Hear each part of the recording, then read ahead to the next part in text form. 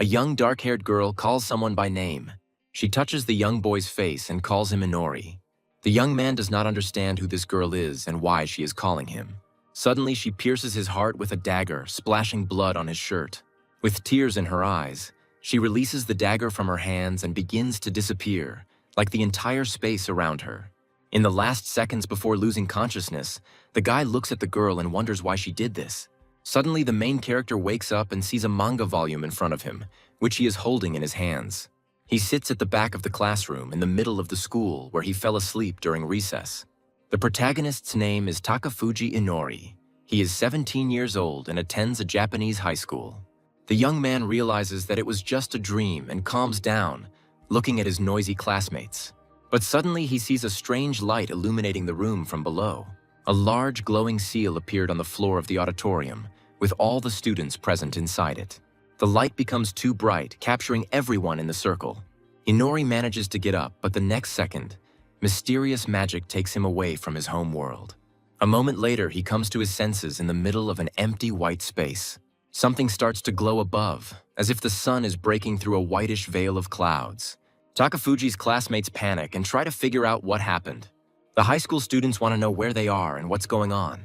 A blonde girl in a beautiful dress flies out of the light and tells them not to be afraid. She explains that the students have embarked on the path of the soul and entered the so-called interworld. The girl calls herself a goddess and declares that they will be called to another world. There they will become heroes and help the locals overthrow the Demon King. The school children don't believe her and continue to consider what is happening a strange joke. The goddess continues. Their souls will be transferred to the world of sword and magic of Belze in the kingdom of Hygen. A high school student asks the goddess what it means to be called. Inori thinks that the events are happening like in a manga about being transported to other worlds. The goddess asks them not to worry and promises to give each one a special gift before the call. The hand of the goddess appears over each person present, granting them a portion of her power. Everyone received special abilities, and the goddess finally asks them not to become intoxicated with power and to be righteous. The action takes place in the main castle of the kingdom of Hygen in another world. Inori's class appears on the floor of the throne room, becoming a team of heroes. The courtiers joyfully exclaim and praise the high priestess, who successfully summoned the heroes. The king on the throne loudly demands silence to calm the agitated nobles. The monarch, wearing a crown and an expensive robe, stands up and addresses those who have come from another world. He introduces himself as Risen Hagen, the leader of the Hygen kingdom, and kneels, begging the heroes to defeat the Demon King. Inori looks at the unusual greeting from the head of the kingdom in surprise. His classmate comes forward and asks the king to raise his head. The guy asks if they will be able to return back to their world later. Saint Isaiah, who called them, answers that they will have such an opportunity. Exactly 1 month from now, on the next full moon, they will be able to move into their reality. And if they don't want to fight the Demon King, then they'll have to spend this month in the castle. A gloomy Inori mentally notes that this is more like an excursion to another world than a summoning of heroes. Classmates ask the saint how much time will pass in their world this month. Isaiah reassures them that they will return the moment they were called. Takafuji thinks that it all sounds too good and smooth. Isaiah asks the class if there are any among them who do not want to fight and will wait until the next full moon. She assures that no one will judge them, but humbly asks them to save the country and this world. Inori believes that such a greeting is a hackneyed technique to inspire the newcomers. The school children break into groups and quietly confer. Inori hopes that there are no people among them so stupid that they will fall for the speeches of the king and the saint. A classmate in glasses asks to give them a month to think and make a decision. Takafuji notes that it's a good idea and that he himself would have done something similar. The king agrees to their condition and asks them to decide in a month whether they will become heroes or return to their world. And today they have a feast and he invites them to enjoy royal food. Inori is pleased with this luck and prepares to taste the delicacies of another world. Suddenly the floor above him starts to glow, just like it did in the classroom before. He sees a similar yellow seal and thinks that they will be transported to the banquet. A classmate calls out to him and asks why the summoning circle appeared only under him. Inori realizes that only he is being moved, and the seal is fully activated. The protagonist returns back to the empty reality where the goddess called them. She welcomes the new wanderer who has entered the path of the soul. The goddess introduces herself and suddenly notices the strangeness of what is happening. Inori greets the goddess he met a few minutes ago. The goddess remembers him and asks why he appeared here again. The all-powerful girl is confused and tries to understand how this could have happened. Inori assumes that she summoned him again, but the goddess is not sure. In any case, the rules remain the rules, and he must receive a new gift. The goddess wishes him luck, and a yellow seal appears under the young man, taking him to another world. This time he appears in a scientific complex with large antennas on the roof. Inori wakes up in a chair, bound with a chain, thick cords, and a gag in his mouth. The man with the appearance of a mad scientist is happy that his call was successful. The younger assistant is also pleased with the result and calls Inori experiment number 12. Scientists hope that he will be the one with the magic eye. The protagonist looks at the happy psychos, trying not to attract attention. Inori thinks gloomily that this world is too hard for a second time. The mad scientists demand that he not blink and prepare to remove his eye. The doctor is excitedly jubilant that they have finally gotten a real magic eye under the knife. It is given to people from another world at the moment they cross the boundary of dimensions. Inori's eye actually turned red, and the pupil took on the shape of a complex pattern. The doctor states that it is their job to summon heroes and take away their magical powers. Takafuji notes that this time his gift from the goddess is this very eye. The doctor creates a hypnotic magic seal to administer anesthesia before surgery. Inori looks at the magic circle gloomily, but feels nothing. The doctor, confused, says that his hypnosis has almost no effect. The protagonist listens to him grumble about first-class hypnosis that for some reason didn't work. The assistant suddenly shouts and points to Inori's second eye. The scientist states that the guy's right eye is all-seeing and his left eye is formation. The crazy doctors are delighted to have come across a rare specimen with heterochromia. They decide to postpone the hypnosis and continue the experiment without anesthesia. Inori understands that these psychos are now going to torture him and take out his eyes. The guy tries to break free from the bonds, not wanting to end his life like this. Suddenly, a third summoning circle appears below him, now green. The scientists fall silent and look at the test subject in surprise. A delighted Inori is transported to another reality again. After a moment, he looks at the goddess with imperturbability. The surprised girl looks at the guest, not knowing what to do with him. She says this is the third time and jokes that he must have fallen in love with her. Inori asks why he keeps coming back here. The goddess replies that this is the first time something like this has happened to her, but promises to sort it out the next time he appears. A green summoning circle appears beneath him and takes the boy to another world. In a room of an expensive mansion, a young aristocrat and her elven servant are looking at him. The maid praises the talent of her mistress, who summoned an anthropomorphic monster on the first try. The young man says that he is not a monster, and the girls are even happier because he can talk. They mistook him for a demon and were already about to sign a contract of service. But then a red summoning circle appeared and Inori was pulled back. The guy greets the goddess with a smile, but she was already tired of his constant returns. He asks what she learned, and the goddess begins to tell. The summoning circle always chooses a person with a strong soul, capable of crossing the border of worlds. But Inori's soul proved too strong, and the circle calls him again and again. The young man says that this is strange, because he cannot even call himself a good person, let alone a hero. The goddess replies that his morality is not important. Only the strength of the inner self matters. If his soul in the other world is secured by a hero contract, he will not be called back. He is then transported to the royal castle, where the princess studies his skills. Inori notes that he has already received 4 divine gifts. He then demanded that a hero contract be concluded with him as quickly as possible. But then a black summoning circle appeared beneath him, and the guy was again drawn into another reality. This time he was summoned by black magic by a tired girl asking for help. Having heard nothing about a contract, Inori lay down on the floor and began to wait for a new call. The orange circle transported him to a gloomy citadel on the top of the mountain. The demon army warmly welcomes the phlegmatic Inori as the resurrected demon king. Soon he returns to the divine reality again. The goddess notices that he has collected quite a few of her gifts. The young man agrees with her, feeling the dark power overwhelming him. The goddess suddenly declares that the next summoning will be the last. As a final gift, she helps him put all his skills together and advises him to look at the system once it's in place. Inori appears behind 3 Japanese high school students who are being greeted by the local king. The first of those called up is 17-year-old Shinzaki Ryuto. The second is 17-year-old Karasawa Tamaki. And the third is 16-year-old Isogai Aoi. They are all from the same school and exchange brief greetings before Inori quietly sits in the back. The king, confused, says that there should be 3 heroes. Takafuji gloomily thinks that there are 4 of them, and that the 3 of them know each other.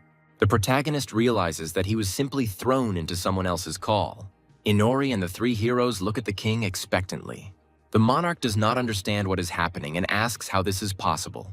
How could the stranger appear along with the 3 specially summoned heroes? But if he was really thrown into contact with others, then nothing can be done about it. To the left of the king, a young girl steps forward and addresses the heroes. The first princess claims that she personally performed the summoning. Inori thinks it's another manga cliché, the haughty tsundere princess. The princess demands to be thanked for summoning her to the kingdom of the rising sun. She says that in this world, besides people, there live half-humans and demons. But the demons, led by the king, created their own country and are now attacking their borders. Therefore, the Makard Empire demanded that all kingdoms within it summon heroes. But only girls of royal blood can perform the summoning. Each country trains its heroes to fight demons. The princess is confident that this plan is truly magnificent. Inori is confident that the tactic of using quantity over quality will certainly not save you from strong enemies. The princess demands that the heroes of the rising sun work hard and defeat the demon king. Shinzaki Ryuto asks permission to ask a question. The princess guesses that he wants to know about returning to his world. She states that there is no way to go back. The cheeky girl says they should be grateful for the call to this country. Inori thinks that this princess could learn from the Hygen kingdom how to host guests. The king asks the heroes to touch the tablet to discover its blessings. The priest brings out a magic tablet. Takafuji lazily watches the other heroes. Shinzaki Ryuto receives the blessing of limit break. Isogai Aoi has gained the power of barrier creation. Karasawa Tamaki has gained an affinity with magic. And Takafuji Inori has the gift of detection. The protagonist notes that his new power does not fit in with the skills of the others. Then the test of physical and magical powers began. Ryuto has demonstrated superhuman physical abilities. Aoi was able to create powerful magical barriers. And Tamaki quickly mastered fire magic of destruction. But Inori's discovery turned out to be quite ordinary. He doesn't understand why his body has suddenly become so weak. The young man refuses to continue the test so as not to embarrass himself even more. In the evening, all the heroes gather in Ryuto's room for a conversation. Tamaki wonders why they called the weakling Inori. She claims that she wasn't very worried about him. Inori notes that he has met a second tsundere since she still worries about him. Ryuto says that detection is also a very useful skill. Shinzaki asks Aoi to protect Inori with her barriers. The protagonist notes that all 3 are very handsome and clearly lucky with active personal lives. Tamaki asks the others' opinions on whether they should stay in this country. Ryuto considers the possibility of escape. Suddenly, Inori loudly declares that it is wonderful here and they have been received very warmly. The young man shows them a notebook with the inscription, "We are being eavesdropped on, don't talk too much." His detection power helped him spot the spy. The new ability allows you to sense the presence of living beings within a small radius. Now the maid is eavesdropping on them from behind the door. She finished her work earlier and pretended to leave. Inori writes in her notebook a request to Aoi to create a barrier that will block out sound. The girl nods silently and activates her magic. She creates a green barrier and says she succeeded. Aoi states that he won't last long and they need to hurry. Ryuto praises her friend for her efforts. Inori thinks gloomily that this is no place for flirting. Tamaki wonders why they would eavesdrop on them. Ryuto reminds them that their power is out of this world, and they could become a potential threat to the country. Tamaki is outraged by this attitude, because it was they who were called here.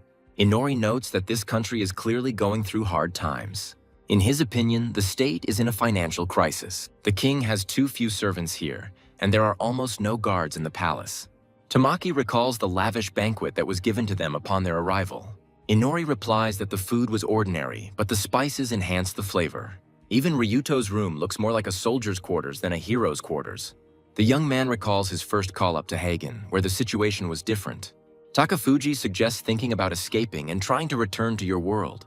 With his strength, they will be able to pass by the army and escape from pursuit. And the princess definitely lied about the impossibility of returning so that they would stay. Ryuto agrees with him, but they don't yet have the strength or knowledge to return on their own. Suddenly, Tamaki leans towards Inori's head. She notices that his left eye is completely yellow. The young man completely forgot that this eye color attracts attention. Ryuto tells Tamaki that some topics are best left untouched. Everyone goes through this, some sooner, some later. Ryuto confuses yellow eye with 8th grade syndrome, much to Inori's dismay. The protagonist decides to play along and declares the great power of his eye. After the meeting, he returns to his room and decides to look at his statistics. The system window shows that all of his stats are close to 1,000, and his intelligence is over 2,500. If this is true, then why did he show such results in the tests? Next, Inori decides to study her skills. Besides detection, the list includes skill steal, black magic, and magic eyes, the right all-seeing and the left formation. He recalls that during his 3rd call-up, he was called a monster. It was then that he ceased to be human and received the status of demon vampire. He then sees the reason for his previous weakness, the hatred of the sun. God penalty reduces his strength to 1/10 during the daytime. Inori remembers that the sun really did shine brightly today, and the dinner was clearly inedible because of the garlic. He realizes that he didn't just find Aoi and Tamaki beautiful. He was attracted by the strong blood of heroes flowing through their veins. Focused on detection today, he completely forgot about his other skills. The guy thinks that he can still hide his heterochromia and vampire nature. But now you need to study all your abilities. Detection allows one to sense living beings within the range of perception. He takes the candlestick and takes out a candle. The young man uses the weapon creation skill on the candlestick. The candlestick turns into a large dagger with a shiny blade. Among the powers of the right all-seeing eye are the accurate recognition of moving objects, distance estimation, and microscopy, as well as clairvoyance, photographic memory, night vision, and resistance to illusions. The left eye of formations allows you to transfer any magic circle you see into your eye and activate it at any time. It's not clear yet, so the guy moves on to other skills. The list includes increased leveling speed by 5 times and true dark magic. The bloodsucker skill allows you to turn virgins into vampire servants and non-virgins into ghouls. If you sprinkle a ghoul with your blood after its death, it will become a subject. And if you suck someone's blood, you will gain the memory of the victim. This way, you can steal the skills of strong enemies by drinking their blood. Daytime weakness is quite a problem. But it's too early for Inori to write himself off. The next morning, the heroes gather at the training ground. The head of the Knights of the Kingdom of Igiana Izzy will be their mentor. Inori is surprised that the leader of the Knights turned out to be a young woman. He thought that such a thing was impossible in a medieval kingdom. Igiana tells the girls that even though they are magicians, their bodies will also have to be developed. Usually the leader starts with strength training, but not in this case. Inori understands that she is hinting at his weakness. He sees Ryuto's high physical stats exceeding 1,000. Tamaki is weaker, but she has a very high intelligence. Aoi has the same intelligence as Inori, but higher survivability. Igiana tells the trio to learn the basics of body control. But there will be a different approach to Inori. First, he will have to reach the level of training of an average warrior. A stern blonde watches Inori do push-ups. Under the scorching sun, his head hurts and he wants to sleep. Igiana says she will personally monitor him and encourage him for his success. The training is interrupted by the first princess and her retinue. Out of breath, Inori remembers yesterday's tsundere. Among the princess's servants, he notices a beautiful girl. Takafuji thinks she is too richly dressed to be a maid. Igiana welcomes the princesses of the kingdom. The second princess says that they came to watch the heroes train. The first princess continues to demand gratitude for her attention. The second princess approaches the lying Inori. She greets him with a fake smile, like a doll. The girl declares that he will spend the rest of the day with her. Soon, she brings him to the classroom. Here, the second princess will lecture him about this world. Inori thinks it's bad that he was put in a separate class. And the first princess teaches those three in a larger classroom. Previously, the tsundere announced that she would not teach a non-hero. Inori thinks that one day she will definitely take revenge. The second princess begins the first lesson. Takafuji asks her to stop for a moment. With a sweet smile, she awaits his questions. The young man asks if she is the younger sister of the first princess. The girl replies that she is actually a year older. But for some reason, the youngest princess will inherit the throne. Inori is satisfied with the answer and the lecture begins. First, the second princess tells the story of the kingdom. The country was founded by a witch from the heroes squad who defeated the former demon king. Due to her role in the country's creation, the kingdom is a matriarchy. The throne belongs to queens, and women can hold the highest positions. The The king is always a regent and cannot directly rule the country. If the queen decides to divorce him, he will lose all power. The second princess continued her boring lecture. But Inori had already fallen asleep, unable to withstand the onslaught of theory. After sunset, he returns to his room. A young man studies a grimoire of magic, having borrowed it from the princess. She easily agreed and didn't even scold me for sleeping in class. In the book, he finds a spell seal. The guy activates the formation eye. He tries to keep the circle he saw in his eye. But nothing happens and the circle does not activate. Inori continues to leaf through the grimoire. After many attempts, none were successful. Next, Inori activates the all-seeing eye. He takes the papers and pen from the table. Takafuji tries to draw a circle he saw earlier from memory. The same circle from the world where he received those magical eyes. Then the mad doctor tried to subdue him with the seal of hypnosis. The scientist then called this hypnosis first class, even though it didn't work. The photographic memory of his right eye helped him recall all the details of that circle. Both the circle and the eye are from the same world, so it might work. Looking at the seal, Inori feels the power in the formation's left eye. For the test, the guy calls his maid Nala. He asks her not to worry and activates his left eye. That yellow circle appears in front of the formation's eye. A similar circle appears in front of Nala, but larger. The circle imprints itself in her eyes, completing the hypnosis. Nala's gaze takes on an impartial expression. The girl stands silently and looks ahead indifferently. When Inori asks about the color of her underwear, she immediately answers black. The protagonist checks it with the all-seeing eye and is convinced that the underwear is indeed black. Inori is glad that first-class hypnosis really works, and then he realizes that his left eye cannot retain circles from a world other than its own. If so, then for now he is only capable of hypnosis. The protagonist decides to draw the second circle seen in that world. That same yellow summoning circle that moves him between worlds. Inori retains the seal drawn on her left eye, and gains the ability to teleport through magic circles. The second summoning circle appears in the forest on the outskirts of the capital. Inori moves there using summoning magic. The left eye gives teleportation and hypnosis, and the right one helps to change these skills through drawing circles. Now the boy will be able to leave the castle whenever he wants. At night, he is in full force and decides to test his skills. First, he uses true dark magic. Dark energy allows him to control rocks and branches, lifting them into the air. The skill can only control inanimate matter. Controlled objects can be moved and hidden in their shadow. Also, controlled items cannot influence uncontrolled ones. But if you remove the control of dark energy, then everything works as before. It's convenient and completely inconvenient at the same time. Next, Inori tries to shift into his own shadow. Dark magic allows him to move in his shadow.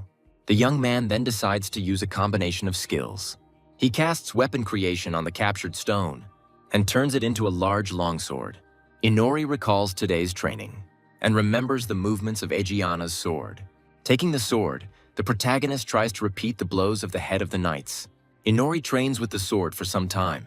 Tired, he feels a strange sense of triumph. The system shows that he has obtained the sword technique skill level 1. A pleased Inori realizes that this way he can gain new skills. He now thinks to increase the level, but hears a rustling sound behind the tree.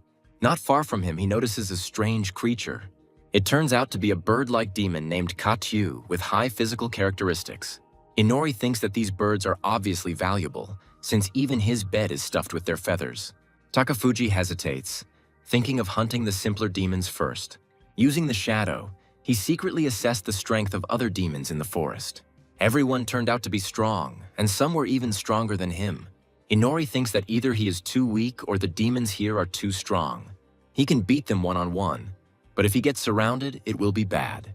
Meanwhile, the sound of heels can be heard in the halls of the royal castle. Egiana hears the sound of footsteps and goes out into the corridor. There she sees the second princess, whom she immediately condemns for walking without an escort. The princess wishes to have a short talk with the head of the knights. She asks Egiana why she doesn't use magical tools in hero training. The leader replies that they are now learning the art of mastering the body, not weapons. The princess doesn't understand why they shouldn't start with magical items right away. Egiana explains that heroes must rely on their own strength, not the power of magical weapons. According to the head of the knights, one must first master the body and then obtain such things. The princess smiles and states that as long as the people's strongest knight trains them, there is nothing to worry about. Egiana notices that she hasn't seen the princess's former smile for a long time. The girl turns away and says that her smile hasn't changed. Egiana asks her opinion about her sister, who will soon be queen. The princess says that she has talent and people love her. Egiana asks if she really believes this. The princess warns the chief that any wall can have ears. The knights might consider such speeches an insult to the kingdom. Egiana agrees with her, but thinks that there is no need to worry about it. A few days later, Inori continues to train with the heroes. Ryuto has shown great ability in close combat. Because of his talent, he now only learns sword techniques. Tamaki received a magic staff to enhance her spells, but for some reason he uses it like a regular club. Aoi learns to shoot a bow. She uses her barrier to protect herself while shooting. Inori notes that their squad is now balanced. Ryuto has now become a master of close-range combat. Tamaki has mastered ranged combat and destructive magic. Aoi's specialization is barrier defense and arrow fire support. Inori began training with daggers and throwing weapons. He also learned stealth and trap disarming. They want to make him into a scout, which will combine with his detection. But at night, he continues to train in the demon forest. Here, he no longer needs mentors to develop his skills. With dark magic, he can control the flight of daggers and release control just before hitting the target. Inori hopes to get rid of the hatred towards the sun god once she has leveled up enough. In the meantime, he decides to take up monster hunting. In the middle of the forest, he finds another bird-like demon. The monster stands carelessly in the middle of the clearing and does not look around. Inori quickly jumps out of the shadows and rushes towards the enemy. The demon notices the vampire's appearance, but it is too late. The protagonist uses his new technique on the monster. With the help of weapon crafting, he learned to make threads from dark magic. Black threads wrap around the enemy, holding him in place. The bird-like demon roars and struggles unsuccessfully in its bonds. Inori activates the left eye of formations. He uses the hypnosis seal, wanting to test it on the demon. The monster successfully submits to the vampire. Takafuji kills a motionless enemy with a dagger. He then uses dark magic to raise the monster's corpse. The young man hides the demon's body inside his shadow, where it is quite spacious. There is no need to worry about a surprise attack here. So Inori bares her fangs and prepares to eat. He begins drinking demon blood, hoping to level up. Having finished his meal, he emerges from the shadows to hunt again. The guy quickly finds another demon that looks like a dinosaur. It looks unpleasant, but there are no other options. Inori continues to hunt until dawn, devouring the monsters he finds. Through the teleport circle, he returns to the room and falls asleep. A few minutes later, Nala comes in and asks him to wake up. She remembers nothing about hypnosis and continues to consider it weak. Over the past 2 weeks, he had been able to extract a lot of valuable information from her. The current queen could not have children. And for a matriarchal country, daughters are essential. But in recent decades, many members of the royal family have died from illness. Therefore, the daughter of one count became the king's concubine and gave birth to a girl. It was Arya, now nicknamed the second princess. The people loved her and wanted to see her on the throne. But then the ruling couple had a daughter together. The queen adored her long-awaited daughter and named her Amanda. The girl also inherited her talent for magic, and she always bathed in the love of her mother, who made her the first heir. Arya lost her importance to the throne and all her efforts went to waste. When Amanda turned 7, she officially became the first princess. The pretenders quickly fell in love with the sweet girl who would one day become queen. Everyone stopped paying attention to Arya, who had faded into the shadow of her sister. Forgotten by everyone, she lives her life alone and always smiles like a doll. In class, Inori thinks they are similar. No one expects anything from them. Arya asks the young man not to fall asleep and to pay attention to the lecture. Inori yawns demonstratively as the girl talks about the importance of knowledge. The princess says that although he is not a magician, he is studying to be a scout and spy. Takafuji remembers that this world's magic really doesn't work for him. Even ordinary people like Nala can use simple magic. Arya reminds him that Egiana is always busy, but she finds time for him. But Inori is sure that it is only because of his status as a hero.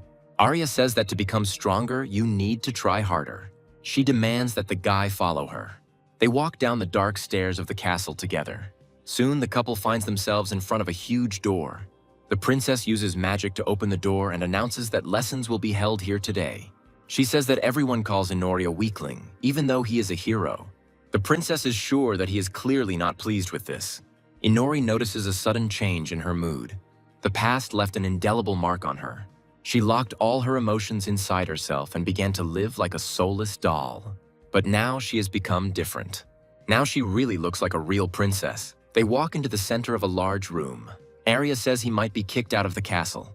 Takafuji asks to explain what this means. The princess explains that the queen can banish a useless hero. Inori asks why his detection isn't considered useful. Arya agrees that he is being treated unfairly, but he is still lazy. The blessing is given to the chosen ones, but he does not want to work on himself at all. Inori recalls sleeping during lectures in recent weeks, but at night he worked hard and became stronger. He tells the princess that he is doing everything in his power. But he is far from the three heroes and he has no talent. Arya says grimly that the barrier protects this training room from the outside world, and here he will be able to train as he wants. When he asks about opening the door, the princess kicks him in the back. Surprised, Inori hits his head against the wall. He turns to Arya, not understanding why she is so angry. The girl says in a muffled voice that he knows nothing about the outside world. If he is thrown out of the castle, the first demon he meets will tear him to shreds. Even if he is worse than other heroes, he needs to work and not give up. Inori realizes that Arya truly cares for him. The girl screams that he can change, but only through hard work. The protagonist suddenly starts laughing. To her silent question, he calls Arya a really good girl. Inori says he didn't expect such passion from her. The embarrassed girl asks him not to play on her nerves. The young man declares that he loves life and does not intend to die. In this way, he really is like her. The princess suddenly feels as if he has enormous power. Inori is confident that he will be exiled, but he can deal with it. During the lecture, he thinks that he does not intend to leave until he has gathered more information about the world. In the training yard, he is working with the dagger again. The protagonist thinks that he needs to somehow prove the value of his detection. However, field training in real dungeons is not planned yet. At the end of the training, he turns to Egiana for help. Having received him in her office, the girl says that it will be difficult. Inori asks her to understand that his skill is not suitable for combat. Egiana agrees with his words. The head of the Knights states that he does not underestimate him at all. Suddenly, she invites him to join the Order of Knights. The girl explains that his powers will be indispensable in exploring dungeons and on the battlefield. Now she cannot influence his position in the palace. But if he stops being a hero and becomes a soldier, he will be under her complete control. And then he will avoid exile and will be able to decide his own destiny. Inori thinks that knights have too many responsibilities. He asks to give him time to think about her proposal. Egiana understands him and tells him to come to her when he has nowhere to go. The protagonist asks if she means exile. The girl looks thoughtfully out the window at the kingdom's flag. She replies that this option is also possible. A few days later, Inori is sitting in on the lecture again. He is interested in the news about the arrival of heroes from a neighboring country. Arya confirms that the official meeting will take place tomorrow. The second princess will be there too, so there are no lectures tomorrow. But Inori wasn't invited and he knows exactly the reason. Takafuji understands perfectly well why they are treating him this way. The next day, a delegation from a neighboring country arrives. A ceremonial military parade is held on the streets of the capital. Inori sits in the room and wonders about the financial crisis. He complains that with such expenses, he did not have enough space for an invitation. But the queen will really have a hard time explaining why she has 4 heroes instead of the standard 3. Delegates may become interested in an extra hero and then problems will begin. But still, Inori doesn't like to stand aside while others are having fun.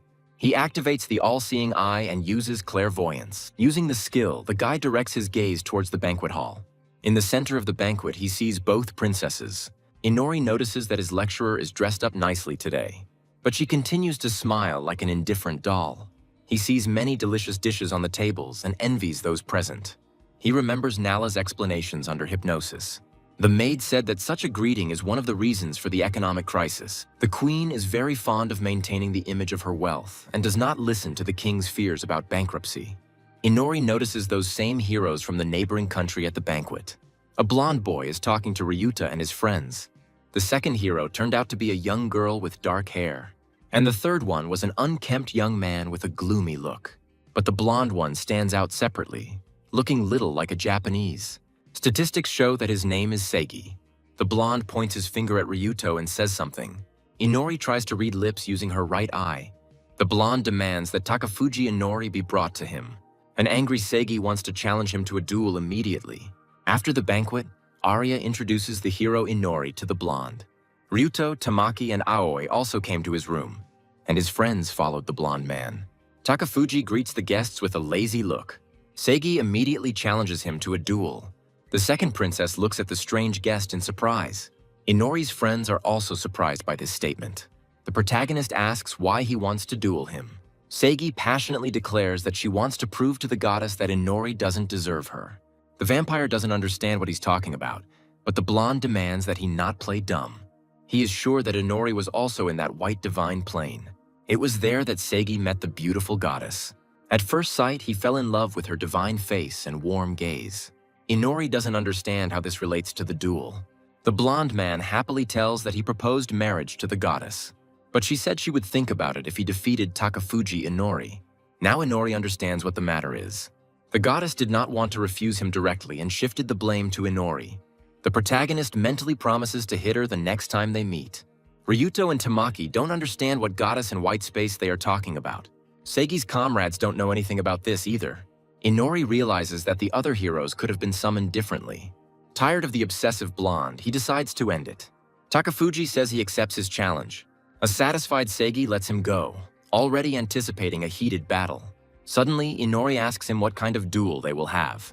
In response to the blonde's question, the young man explains that he has the skill of a scout and the body of an ordinary person, so a duel is not suitable.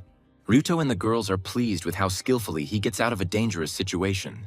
Inori says that if Seigi likes to bully the weak, then of course they can have a normal duel. The irritated blonde declares that he agrees to any conditions. Everyone present was shocked by his quick agreement. Inori tells about a dungeon for training knights where many different monsters live. He offers victory in a duel to the one who defeats the first floor boss first. Seigi accepts his offer, confident in his skills. Ryuto quietly asks Inori how he plans to defeat the boss. But the vampire replies that there is nothing to worry about and he has an idea. Before the blonde left, they agreed to have a duel tomorrow. After the duel in the dungeon, Inori appears before the queen. She asks him with displeasure how to understand all this. How can he explain his shameful defeat on the battlefield he chose? Takafuji recalls that Seigi was indeed very strong. He quickly broke through the monsters and found the floor boss. The blonde's sword skills were far superior to Ryuto's. He easily defeated the boss without receiving any injuries himself. And Inori, in turn, didn't even try to fight. Using detection, he snuck past the monsters and the boss. So Inori really did suffer a crushing defeat. The queen says she previously turned a blind eye to his laziness and incompetence. After all, the king and the head of the knights vouched for his untapped potential. But after such damage to the country's reputation, she will no longer tolerate him. The queen announces that Inori is banished from the kingdom. Arya and Egiana look at the young exile with regret. But the young man smiles weakly, prepared for such an outcome. He states that he has an objection to the queen's decision. Inori asks what the damage to the country's reputation is. The queen replies that it was because of defeat in a duel. After all, now neighboring countries know about his shameful defeat. Inori says that he did indeed lose, but only his personal dignity was at stake in the duel. The queen demands a detailed explanation from him. The young man explains the reasons for the duel and Seiga's desire to prove himself to the goddess. They agreed among themselves that the duel would not be known to the public or other countries. And in general, Inori was not even presented as a hero to the people, so he is considered a common man. Therefore, his defeat is clearly not capable of disgracing the kingdom. According to the vampire, the whole duel was a simple farce. But this does not mean that he simply hid and sat with his hands folded. The guards bring into the hall 2 large sacks that he brought from the dungeon. The bags are filled to the brim with gold coins and precious stones. The queen and the first princess look in shock at the gold that has fallen out of the bags. Inori says that while the blonde was cleaning the dungeon, he was able to take the treasures from the first floor. The queen looks at the gold coin with a smile. Inori remarks that all of this was only possible thanks to his detection. He had originally planned this so that they could see the value of his skill. Arya looks at the guy in surprise, easily figuring out his plan. Having received the queen's recognition, he waits for sunset and goes hunting. In the forest, he begins to kill demons and absorb their blood to level up. With the help of dark magic, he quickly moves into the shadows without wasting time on long searches. But he was already quite tired of eating demonic birds. Suddenly, he feels a detection response, but he can't figure out what it is. The protagonist activates the all-seeing eye and its power to dissolve illusions. Ahead, he notices a large scarlet barrier, hiding the area from prying eyes. Detection failed to recognize the illusion of this world, but the magic eye easily dealt with it. Inside the barrier, Inori notices creatures with glowing eyes. He goes inside, ready to flee in case of serious danger. Magical wolves immediately sense the intrusion of a stranger. Covered in blood, Inori fearlessly steps inside the barrier. He immediately senses the approach of danger. A group of white wolves runs straight towards him, growling. He notes that this is his first fight with a pack of monsters. Inori activates the black threads and attacks the wolves. In a few seconds, he kills all the monsters, although he himself gets a scratch on his face. The tied wolves lie motionless, drained of all their blood. Inori notes that if he continues to find such powerful enemies, he can forget about the birds. He continues to explore the area beyond the barrier and finds something interesting. A tall tree located on a small island in the middle of a pond. Inori notices that it is too quiet around. In his experience with video games, it's at moments like these that the boss appears. And indeed, a huge wolf attacks him from behind. The vampire doesn't have time to react, and the monster tears off his right arm. Then the wolf hits him with his paw with great force, sending him flying. Inori flies tens of meters away and screams in pain. Having recovered from the initial shock, he looks at the boss. His enemy turned out to be Fenrir, a wolf-like magical beast. The protagonist notes that in front of him is a magical beast, not a demon, and let him be able to tear off his arm with his strength and speed. But this wolf can only be called a mini-boss for now, and the demons should be even stronger. Inori thinks to hide in the shadows, but then the beast will be waiting for him and will not let him leave. Fenrir doesn't give him time to think and rushes at the enemy at great speed. It opens its giant mouth, preparing to swallow the stranger whole. At the last moment, Inori manages to dodge the blow. He was helped in this by demonic wings, which gave him the ability to fly. He got them in the third world when he became a vampire. Now they saved him, but only thanks to the element of surprise. Fenrir asks him why he went inside the barrier. Inori isn't surprised, because a magical beast boss should really be able to talk. The vampire brazenly replies that he is simply lost. Fenrir doubts that it is possible to get lost and accidentally pass through an illusion. Inori replies that he saw an illusion and decided to check what was inside. The wolf calls him an intruder who killed his relatives and promises revenge. Inori ponders his words and tries to stall for time. He asks if this place is really so important for the wolf. Fenrir promises that he will have plenty of time to think about this after he dies. The wolf explains that on this land they made a pact with a witch. That is why they protect this place, fulfilling their duty to that great sorceress. And they always root out curious demons like Inori. The wolf advises not to resist, and there will be almost no pain, unlike his hand. Fenrir falls silent, noticing that the vampire has already grown a new arm thanks to supernatural regeneration. The wolf growls that the guy is truly unusual, but he won't leave here alive. With the help of his right eye, Inori manages to see the attack. He quickly flies to the side, trying to increase the distance. So far, he hasn't been able to fly higher and can only hover above the trees. Fenrir instantly climbs up the rock, not giving the guy a chance to catch his breath. Dozens of sharp blue projectiles strike the vampire, biting into his flesh. They are sharp enough to pierce through centuries-old trees, pushing back the surprised Inori. Fenrir demonstrates that he can turn his fur into projectiles and throw them at a target. The wounded Inori continues to retreat into the forest, trying to pull the wool needles out of himself. But the wolf approaches at great speed and opens its mouth to attack. The vampire notes that the hypnosis of the left eye also does not work on such a strong enemy. Ahead, he sees a waterfall over which he will not have time to fly. Fenrir notices that the vampire is flying close to the ground and begins his ranged attack again. Blue needles strike the young man, forcing him to stop. His wings are badly damaged and now he can't fly. But Inori is ready to attack and activates his dark magic skill. Wooden stakes are torn out of the ground and fly towards the wolf.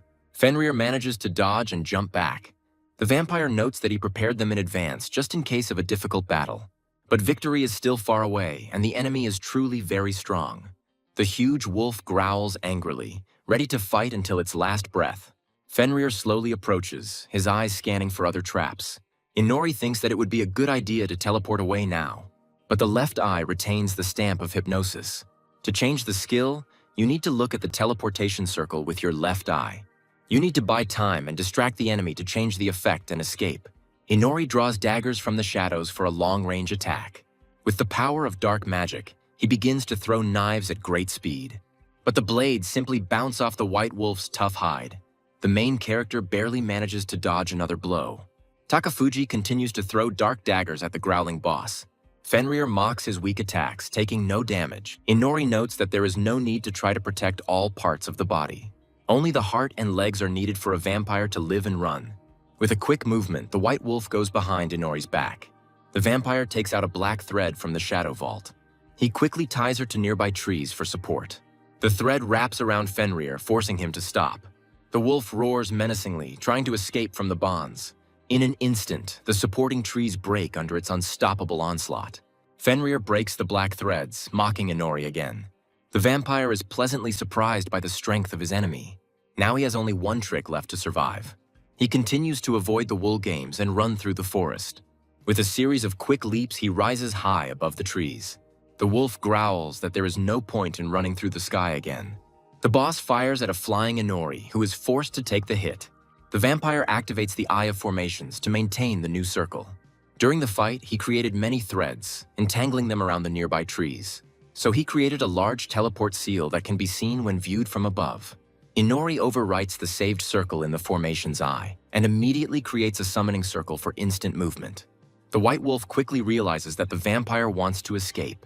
Inori really did think about running away at first, but now he decided to move behind the enemy. With 2 daggers in his hands, he attacks, taking advantage of the element of surprise. The protagonist aims for the eyes, mindful of the wolf's super strong fur. With precise blows, he gouges out both of Fenrir's eyes. The magical beast roars loudly, having lost its sight. Inori says he didn't want to leave without the final blow. The blinded white wolf growls furiously and breaks everything around. Now it's much easier to dodge his attacks. A blind enemy does not see it and does not know where to direct his blows. The vampire suddenly realizes that Fenrir has stopped and turned his face straight towards him. The magical beast says that it can smell it. With a quick leap, he closes the distance for a deadly bite. Inori dodges and decides it's time to retreat. He activates the summoning circle and moves back to the castle. Fenrir growls and promises to definitely kill him the next time they meet. A wounded Inori is healing in his room. As he pulls the needles out of his body, he thinks he will soon be able to take revenge. The next day, the main character began to train more actively. First of all, he got busy with his equipment. Using shadow movement, he made his way into the armory, and he took from there several excellent swords and daggers. He also managed to take Fenrir's fur, which remained in his body in the form of needles. According to the system's description, the wool hardens under the influence of magic. Inori takes a few strands of hair to check, and they really do turn into hard needles from his dark magic. This explains the durability of the wolf, which did not receive damage from daggers. The protagonist decides to create a weapon from the fur of a magical beast. The wool is transformed into a super strong black thread. The system gives it the name Gleipnir, like the magic chain from Scandinavian myths. The thread crystallizes when exposed to magic if it is not strong enough to break it. Inori notices the irony, because in the myths it was Gleipnir that defeated the wolf Fenrir. Next, he decides to try making clothes from these threads. He now has black gloves that harden under the influence of magic. After a couple of experiments, the vampire was able to draw a hypnosis circle on the glove, which appeared when it hardened. Inori then creates black boots for herself, and a nice suit with a red shirt and tie. Having updated his wardrobe, he received magical armor to protect him from strong blows. It's time to return to the forest and take revenge on the white wolf. In the middle of the forest on the outskirts of the capital, the light of a magical portal appears. White wolf Fenrir feels a surge of energy near him. Takafuji Inori emerges from the summoning circle wearing new armor and greets the magical beast. The vampire says sarcastically that they haven't seen each other for a long time. Fenrir roars in rage, surprised that the demon has returned after its last defeat. Inori mockingly notes that the blind wolf now has really beautiful eyes. The beast roars and begins to attack, delivering a powerful blow with its clawed paw. The protagonist is surprised by the accuracy of his blows, which is uncharacteristic for a blind monster. Fenrir promises this time not to let go of the spawn of evil that has invaded his land for the second time. Inori is surprised that the fact of his intrusion angers the wolf more than the loss of his sight. The boy mentally praises his opponent and his unwavering loyalty to the defense of this place. The magical beast rushes forward again, seeking to strike the enemy. The vampire opens the shadow vault and summons the slain wolves, who become his ghouls. Fenrir stops and tries to understand where the new enemies came from. He smells familiar scents and feels the fangs of his former comrades on his skin. Inori is sure that the magical beast itself understands who is attacking it now. His former kin, whom he swore to protect, but now they have been turned into mindless ghouls. The white wolf growls furiously and asks what the vampire did to them. Inori sarcastically says that he simply killed them and turned them into obedient dogs. With one swift movement, Fenrir scatters the dead wolves. Inori manages to dodge the next blow, but the enemy hits his new armor. The vampire replies that clothing does not completely block damage, but greatly reduces it. Fenrir lands a direct paw strike on Inori's side, but it doesn't penetrate his magical jacket. The magical beast continues to deal crushing blows, not giving the demon a chance to catch his breath. Ghouls run through the trees towards Fenrir, trying to distract him. After a series of attacks, Takafuji is thrown against a tree, but this time all of his limbs are intact. Fenrir roars that now he will avenge his brothers and rushes at Inori. The vampire smirks and activates Move via the yellow summoning circle. He manages to teleport at the last moment before Fenrir's fatal bite. The white wolf thinks that his enemy has again fled further from the forest. But Inori appears in the air a few meters away from the magical beast. Fenrir pushes off the ground and leaps at the enemy, hoping to grab them with a powerful bite. The vampire remains in place and says that this time he is definitely not going to run away. In flight, the white wolf notices thin threads, almost invisible in the darkness of the night sky. Fenrir hopes to break them like last time, but these threads turn out to be much stronger. To increase their strength, Inori also tied them to nearby trees and placed ghouls there to guard them. The protagonist stands silently on one of the threads, activating both magic eyes. Fenrir falls to the ground and tries to understand why the vampire threads have become so strong. Inori tells him that these threads are made from the yarn of his own fur, which the wolf lost in the last battle. The vampire takes control of Gleipnir with dark magic, preparing for the final attack. Super strong threads entangle the stunned wolf from all sides. A moment later, a growling Fenrir finds himself pinned to the ground, unable to move. The wolf tries with all his might to break free, but the threads of Gleipnir prove too strong to break. Inori notes that the beast didn't notice the threads in the sky, precisely because they were made of its fur. The vampire deliberately provoked the enemy from the very beginning of the fight. He tried not to dodge and take the wolf's blows so that he would not notice the trap in the sky. And then, at the right moment, Inori moved to the side, leaving the enemy trapped in the web.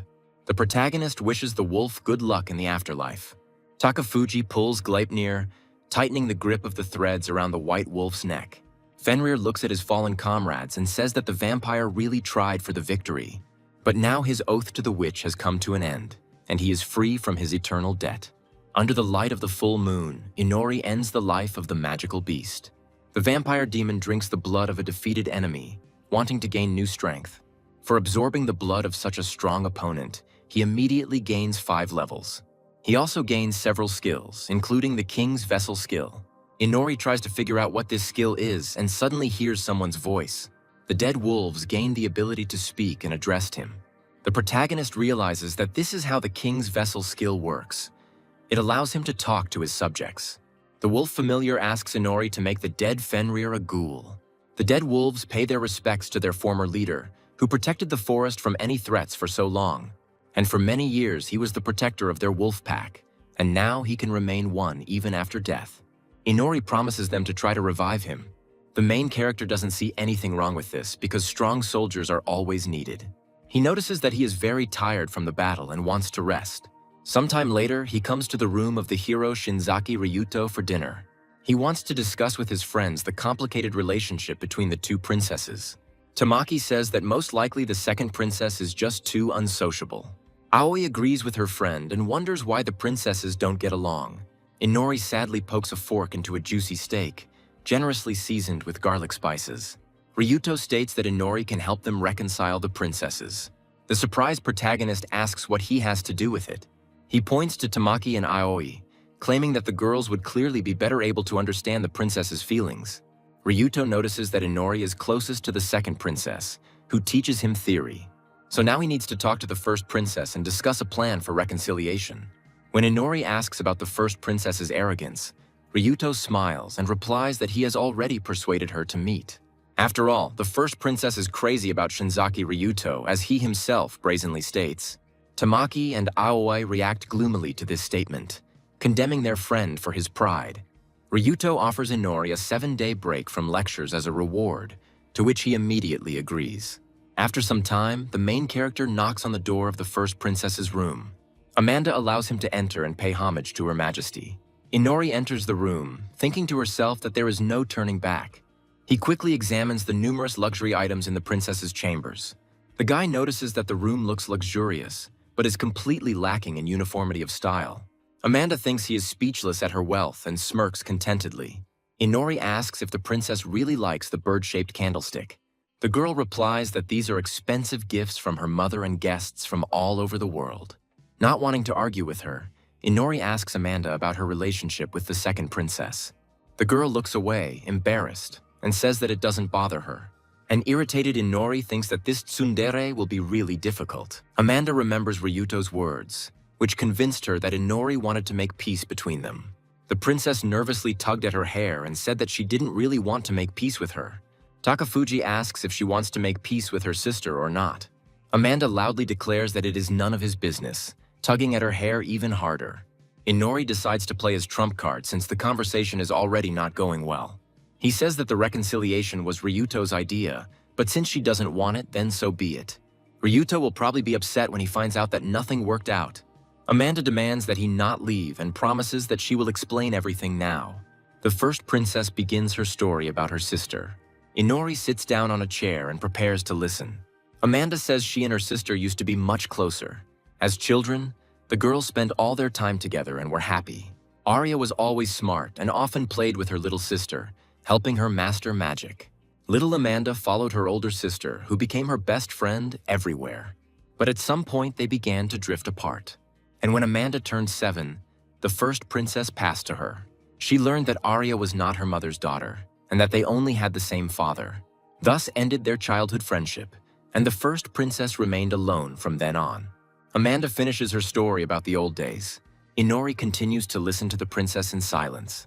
Amanda says she had to study hard to become queen one day. But at one point, she realized that her sister had always been the best teacher and friend for her. Amanda began to dream that they could be close again like before. But the adults around her would not allow her to get close to the second princess. At this point, Amanda ends her explanation, turning to face the wall. Inori understands that Amanda's arrogance and brazen behavior comes from her upbringing. Even the lack of a uniform style in the room shows that it has no taste of its own. Her entire personality was created by others who wanted to create the ideal future queen. Now all she can do is cling to her princess status to avoid losing herself completely. Confused, Amanda demands that he say something. Inori suggests that arrogance may, after all, be an innate quality. He suggests that the princess simply approach her sister and start a conversation. Amanda replies that she cannot do this, because her retinue and servants will not approve of this. Inori asks why she cares so much about the servants' opinions when she's about to become queen. After all, it is the first princess who should impose her opinion on her retinue and not the other way around. Amanda hesitates, not wanting to cause problems for Arya. Takafuji states that the second princess is stronger than she appears. Amanda thinks about his words. Embarrassed again, she proudly declares that she can handle it herself since he can't help. Inori says goodbye to her and leaves the room. After some time, he recounts the details of the conversation to the servant Nale. The maid promises to convey everything to the second princess, whom she personally serves. Inori notices that the maid is clearly not thrilled with his idea of reconciliation. The next day, he wakes up well-rested after the fight with Fenrir. Naala greets him and wants to convey a message from Arya. Takafuji yawns with his fanged mouth and asks what she wants. Naala says that their lesson today will be special. Inori feels that there is something bad hidden behind these words. A few hours later, he finds himself on a busy street in the capital. The protagonist accompanies Arya and Nala on a walk around the city. The vampire asks what he will learn in the middle of the street. The princess states that he needs to find out about trade turnover and the mood of the people. So today, he will go shopping with them. Arya claims that this way he will be able to learn more about the tastes of the upper class. First, she wants to look at the selection of costume jewelry. Inori remembers her words that she never bought anything for herself. Arya blushes as she continues to look at the jewelry on display. She asks Inori's opinion about jewelry. He lazily replies that any decoration will suit her. Arya sheepishly says that she is not buying them for herself. Yahello whispers in his ear that it is a birthday present for the first princess. This morning, the maid told Arya about yesterday's meeting with Amanda. The second princess listened attentively and decided to go get the gift. Inori still doesn't understand why he should help with the choice. Arya notices that the young man was in his sister's chambers yesterday and saw what she had there. Takafuji replies that Amanda is used to receiving gifts and is unlikely to be surprised by anything. Arya asks what she should do then. Inori says that the one who gives is more important than the gift itself, and any gift from a sister will be the best by default. Yahello thanks Inori for his kind words, but he just wants to return to the castle. Arya agrees with the guy and continues choosing a gift. She is talking to the saleswoman, trying to choose the best piece of jewelry. Yahello is glad that she decided to convey Inori's words to her mistress yesterday. The second princess buys a piece of jewelry in a green box. Yahello says she is happy to see Arya's genuine smile again. Inori silently looks at the maid and remembers how many times he hypnotized her. Arya returns to them and suggests going to lunch. 5 days later, the banquet for the first princess's birthday begins. Inori also received an invitation and now stands alone on the sidelines. He notices that the banquet is indeed luxurious, and that there are plenty of pompous idiots around. The vampire looks gloomily at the nobles who came to congratulate the first princess. A joyful Amanda with a crown on her head accepts congratulations. The king and queen look at their beloved daughter with affection. Ryuto also comes up to congratulate Amanda, who immediately blushes at the sight of the hero. The girl thanks him for his congratulations and smiles happily. Inori looks darkly at the shamelessly flirting couple. In another part of the room, he notices something interesting. There, the head of the knights, Egiana Ize, is talking to a rich-looking man. Using his right all-seeing eye, the vampire recognizes him as Prime Minister Bichray. Takafuji notes that he hasn't seen him in the castle before. Having lost interest in him, Inori looks around in search of the second princess. He notices Arya hiding behind a column. An embarrassed girl looks at her sister from afar with a gift in her hand. Amanda continues to exchange pleasantries with Ryuto. Inori decides to help Arya, remembering the promise of a 7-day vacation. Arya notices him and asks how she can get her sister's attention. The vampire demon reminds his mentor of how she once kicked him in the training room. He advises her to be more confident and forcefully pushes the girl towards her sister. Amanda and Ryuto notice the second princess approaching. Arya stops a step away from her younger sister and immediately blushes. The nobles around fall silent and watch the unfolding scene. Inori pretends that none of this concerns him. Confused, Amanda looks silently at the second princess. Arya also can't say a word, but she holds the box with the gift tightly behind her back. The nobles begin to whisper actively. Inori is unhappy that the aristocrats are making a fuss over a simple family scene. He mentally encourages Arya and demands that she give him the gift. The second princess gathers up the last of her courage and congratulates her sister on her birthday. She holds out a box with a gift. Arya shyly blurts out that she chose the jewelry herself. A flushed Amanda reaches out to the box. She quickly examines its contents. The first princess asks her sister to help her braid them right now. Seeing Arya's hesitation, she hesitantly repeats the request. The second princess helps her braid her hair using precious hairpins from the jewelry store. The gold hairpins with red stones complement Amanda's crown perfectly. The first princess thanks her sister for the gift. Ryuto and her friends loudly applaud their family reunion. The nobles gradually join in the applause. Amanda shyly asks for another gift. She asks Arya to call her sister from now on, not first princess. Arya is shocked by such a sudden request. Childhood memories of the time they spent together flash before her eyes. With tears in her eyes, the second princess happily agrees. Amanda quickly recovers from her embarrassment and rushes to her sister. The princesses hug happily, wiping away each other's tears. The girls are happy that they can finally be best friends again. Inori notes that the job is done and looks around the room. He is surprised to see the king and queen crying, happy for Amanda. Ryuto approaches him and thanks him for helping him with the reconciliation. Inori replies that she is counting on a vacation as a reward. Ryuto promises that he will definitely help with this. The hero is glad that the sisters have made peace and will now be together again.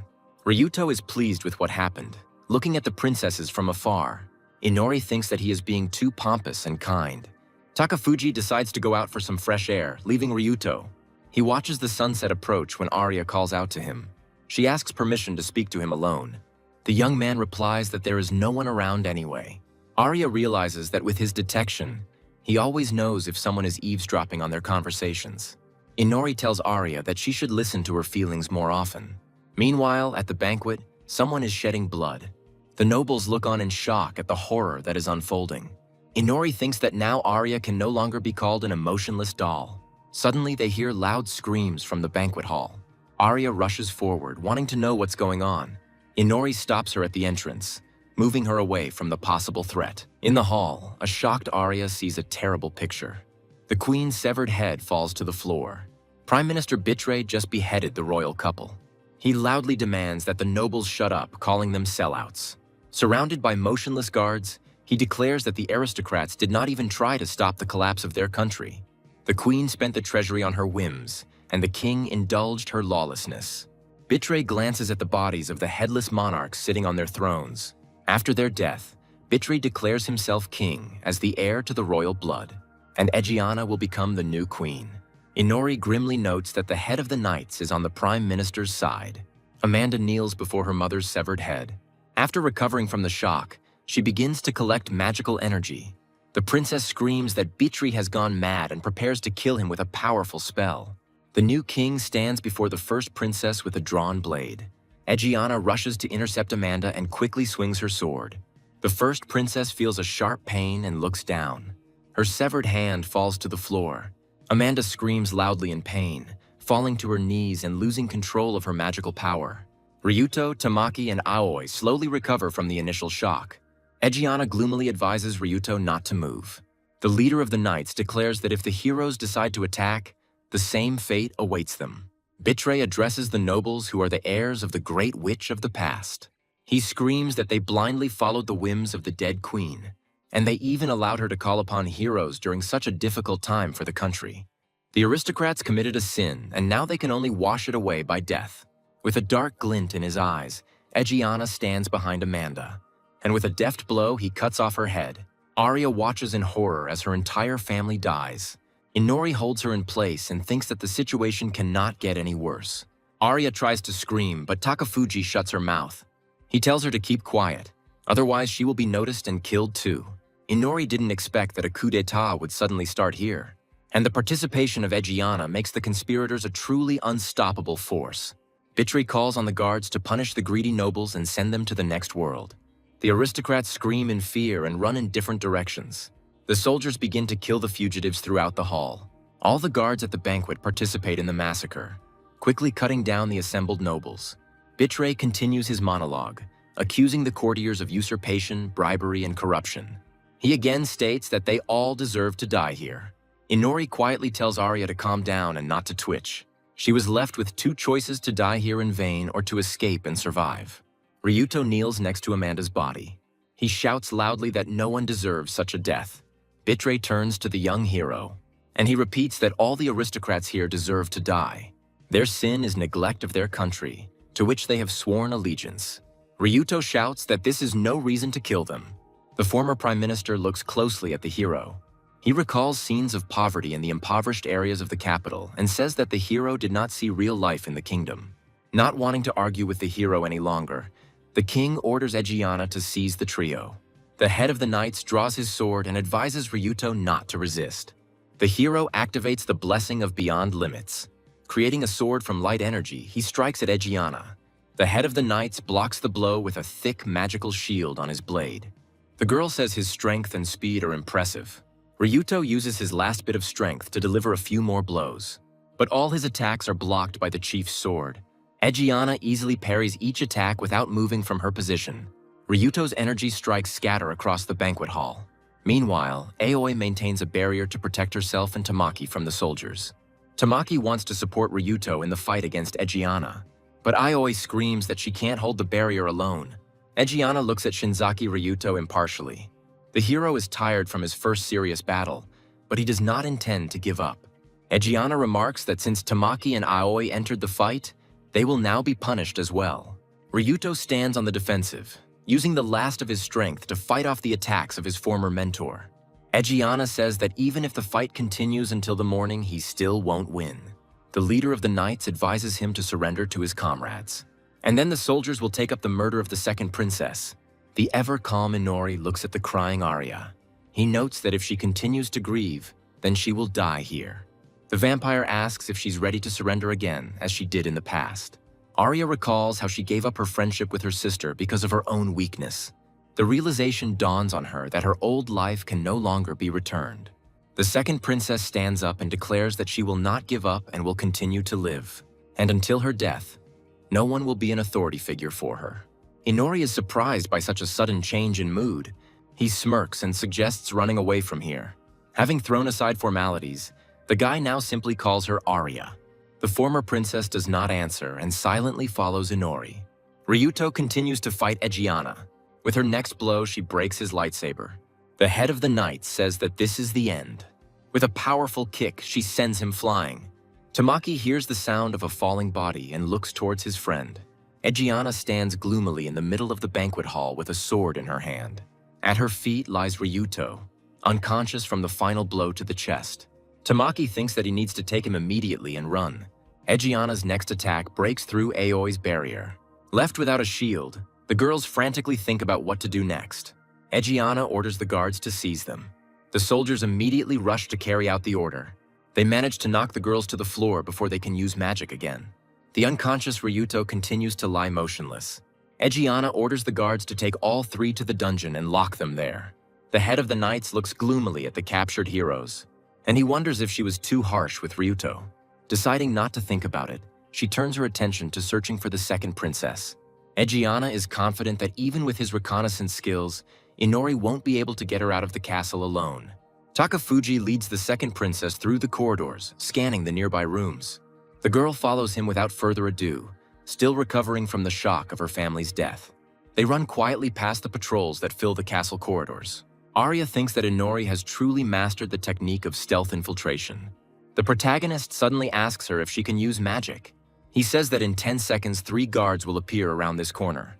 He asks the girl to somehow deal with them using magic. The second princess suggests simply running away. Inori replies that the soldiers have blocked the only passage and it is impossible to go further.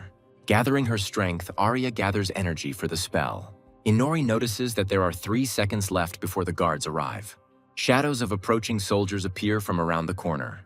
Arya activates the airhole spell. Magical bubbles, deprived of oxygen, appear around the guards' heads. A few seconds later, all 3 fall unconscious from suffocation. Inori remarks that she really is strong, having taken out 3 people with 1 blow. Arya replies that she was lucky with the surprise attack. She asks how Inori is feeling, as he is tired after a long run. The young man says that it is difficult for him to run like this, but he needs to move on. There are no guards ahead, so they will be able to pass unnoticed. Inori thinks that they can still deal with ordinary soldiers, but Arya won't be able to compete with the head of the knights, Egiana, and he himself will not regain his powers until the sun sets.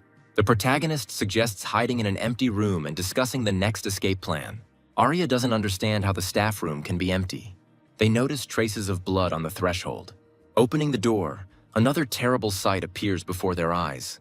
All the maids were killed by soldiers during the coup. Inori realizes that the maids were killed because of their loyalty to the authorities. Arya kneels before the corpse of her servant Nala. The murdered maid, her eyes glassy, lies in a pool of her own blood. The second princess hugs her friend and cries. Inori looks at this scene with impartiality. He remembers his shopping trip with Nala, who was smiling happily just 5 days ago. The vampire demon feels irritated that another person he knew was killed in this massacre. Arya closes the maid's eyes and wipes away her tears. Pulling herself together, she tells Inori that she is ready to continue on her way.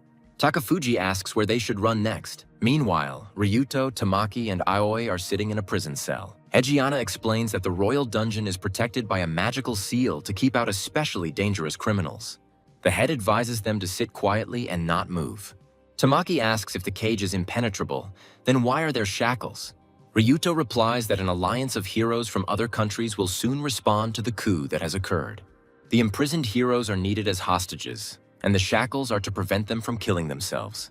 Egiana confirms his words, noting that despite his rage, he keeps a clear head. Ryuto is truly seething with anger over Amanda's death. The hero looks at Egiana with hatred, promising with his gaze to kill her one day. Aoi and Tamaki are frightened by their friend's raging aura.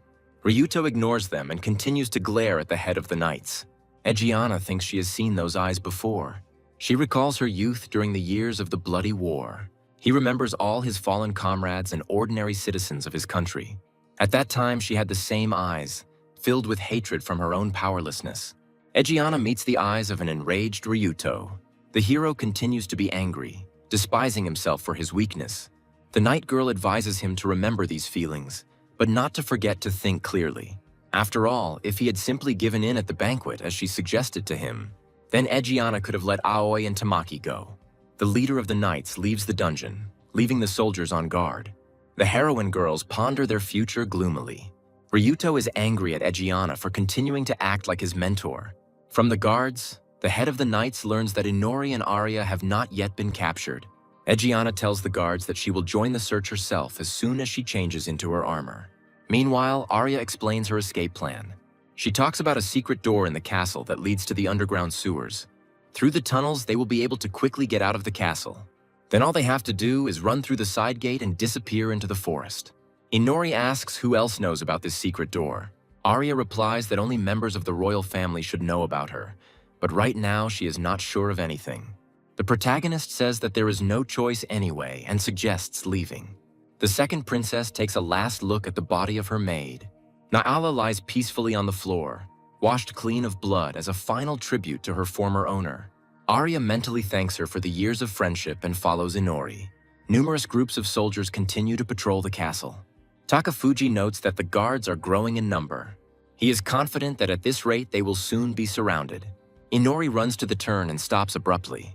From there, a group of 12 soldiers approaches them, with even more coming from behind. And ahead he senses a trap set by the guards. Inori stops Arya and says that there is an ambush ahead. The path was blocked by elite soldiers. It was not so easy to break through them. And it won't be possible to go back either because of the chase. Arya wonders how they can get to the secret door unnoticed. Inori replies that they won't succeed. Near that door, he senses even more soldiers entrenched in their positions. Arya is shocked into silence, realizing their hopeless situation. Takafuji says that the nobles were probably tortured and forced to reveal the secret passage. The main character understands that only he himself can escape from here. Arya says quietly that she is not going to give up. She won't let herself be killed so easily and is ready to fight to the end. Inori looks at the self-confident princess with curiosity. The vampire smirks, thinking he can rely on her. He claims to sense another country's army approaching the royal castle. The demon lies that there are definitely heroes among the army who are going to save the royal family. Arya excitedly asks when they will arrive. Inori claims that they will have to wait until sunset. You need to hold out for 15 minutes until sunset, and then there will be a chance of survival. Arya agrees with him and understands that she will have to fight alone.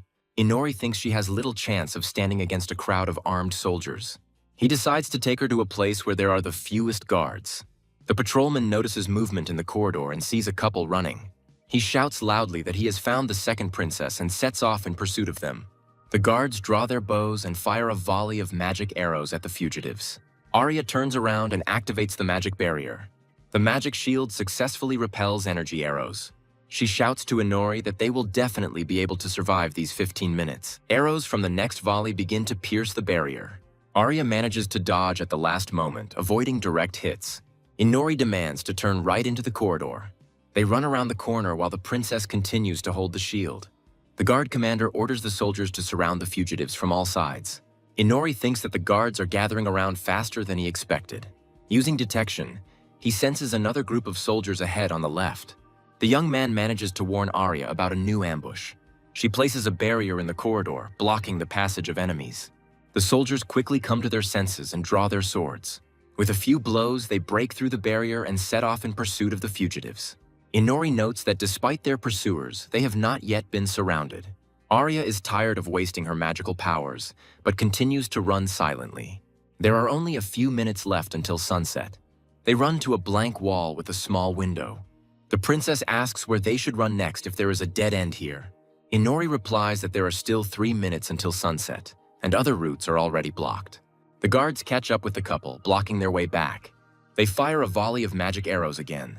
Arya puts up the barrier again, promising Inori that she can protect him. The guard commander orders not to approach them and to continue firing from a safe distance. The soldiers continue to shoot, hoping to wear down the princess. Arya notices that she has almost no strength left to defend herself. She reduces the size of the barrier in an attempt to conserve more energy. The guards launch another hail of magic arrows. The princess tries to create a new shield to replace the broken one. She is too tired, but she is determined to hold on until the end. Strengthening the barrier with life force, the girl repels a new attack. She calls out to Inori and asks him when help will arrive. The guard commander is confident that the next volley will be the last. The princess collapses from exhaustion, but her companion is nowhere to be seen. A trembling Arya turns around slowly. In place of Inori, only a dark substance remained, through which he hid in the shadows. The princess calls her friend, who left her alone. She realizes that he allowed her to distract the soldiers and then ran away. And his words about helping were lies, designed to make her fight. Arya is deeply shocked by Inori's betrayal. The guard commander orders her to be fired upon for the last time. The former princess looks death in the eye as she sees arrows flying. The sun disappears behind the horizon and the dark energy of Takafuji appears. The demon vampire emerges from the shadow, restored to full strength. Arya looks on in shock at the sudden reinforcements. The corridor is filled with thick darkness, blinding the guards. The commander demands to bring a torch to dispel the darkness. Shadow wolves appear in the darkness, led by the dead Fenrir. Inori orders the ghouls to deal with his enemies. Fenrir rushes at the soldiers, carrying out the orders of his new master. He quickly deals with the guards, cutting off their heads with precise blows. The wolf tears off the arms of some enemies, enjoying their suffering. The guard commander hears the screams of his subordinates, but sees nothing in the darkness. He demands a situation report and to group together to defend against the new enemy. The screams in the darkness fade away and a deafening silence reigns in the corridor. The last guard stands next to Arya and tries to understand what happened. He calls out to his commander and comrades, who have suddenly fallen silent in the depths of the dark corridor. Inori appears silently behind the surviving enemy. The vampire quietly tells the guard that his friends will not come. The soldier turns around sharply, sword at the ready. He sees the hero scout Takafuji Inori in front of him and calms down a little, not considering him a threat. The demon asks Fenrir if he is finished with his games. A huge wolf appears behind the last guard. The shadow monster is indignant that the enemies turned out to be too weak. The guard falls to the ground, frightened by Fenrir's menacing appearance. He asks Inori to help him and protect him from this monster. The vampire recalls the actions of the guards at the banquet. Then they killed a lot of people and now he will kill them. The soldier trembles with fear, not understanding that the humble failed hero has become a monster. The protagonist notices that everyone has their own secrets. Fenrir finishes off the last enemy by biting off his head. Arya lies helplessly on the floor in a pool of her own blood. She remains conscious and quietly calls out for Inori. The girl uses the last of her strength to cast a healing spell, keeping herself alive. Inori says it's no use because she's lost too much blood. No healing can pull her out of the tenacious embrace of death. Arya asks if he always had this power. Inori asks not to look at him with such a reproachful look. His strength appears only at sunset. During the day, he is still the same weakling. That's why he told her to hold out until sunset, although he himself could always save himself. The young man watched with pleasure as Arya fought desperately when he gave her hope of salvation. Inori looks at the dying princess emotionlessly. He remembers her eyes, full of faith in her own strength and a better future. And since she continues to fight so stubbornly, you can offer help. Inori declares that she is no longer going to speak politely, and he asks her directly if she is a virgin. He claims that if this is the case, then she will be able to survive. But then she will have to obey him and live as his faithful servant. The demon gives her a choice to die as a human or to live, rejecting everything human. The dying girl gloomily considers his proposal. She doesn't want to lose her dignity as a human being, but images of Amanda and Nayla suddenly appear before her eyes. Arya replies that she is ready to sell her soul to the devil in order to survive. Inori continues to look at her with an indifferent gaze. He smirks and remarks that this is a wonderful answer. He declares that he is truly closer to the devil than to God before sinking his fangs into Arya's neck. The girl feels icy energy flowing into her body. Dark power fills her from head to toe, healing wounds and defiling the soul. Having finished with the appeal, Inori covers the sleeping girl with a cloak. He orders the familiars to deal with the remaining soldiers in the castle, and he tells several ghouls to stay close to Arya and protect her from possible danger. He himself intends to stroll around the castle and have a good time. At the same time, King Bitre sits in the throne room. The guards report to him that the second princess has been cornered. Bitre orders that she not be allowed to leave, as only the complete destruction of the royal family can lead the country to a renaissance. He remembers hunger, poverty, and dying orphans on the city streets. In his youth, he saw them often, but always ignored them.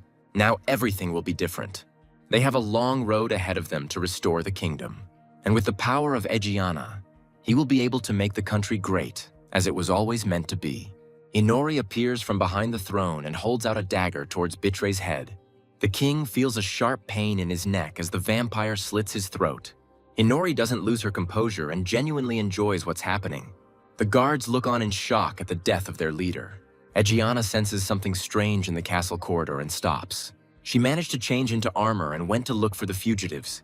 The girl asks herself where she gets this unpleasant feeling that something terrible is happening nearby.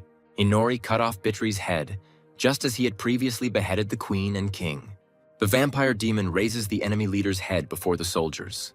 He announces that the coup plan has failed and asks what they will do now. The guards rush at Inori in a rage, wanting to avenge their commander. The protagonist grins, anticipating a new massacre. The young man summons dozens of daggers from the shadow vault. He claims that what is happening is a result of the massacre they committed at the banquet. By declaring him an enemy, all the soldiers and the new government in the kingdom signed their own death warrant. Shadow daggers strike the guards, killing them on the spot. Inori wants to meet real opponents who are ready to fight to the end. The night girl in the corridor hears screams from the throne room. Together with her comrades, she runs there, preparing to defend the king. When there are only a few meters left to the throne room, the sounds from there fade away. Standing in the doorway, the night girls see a terrible sight.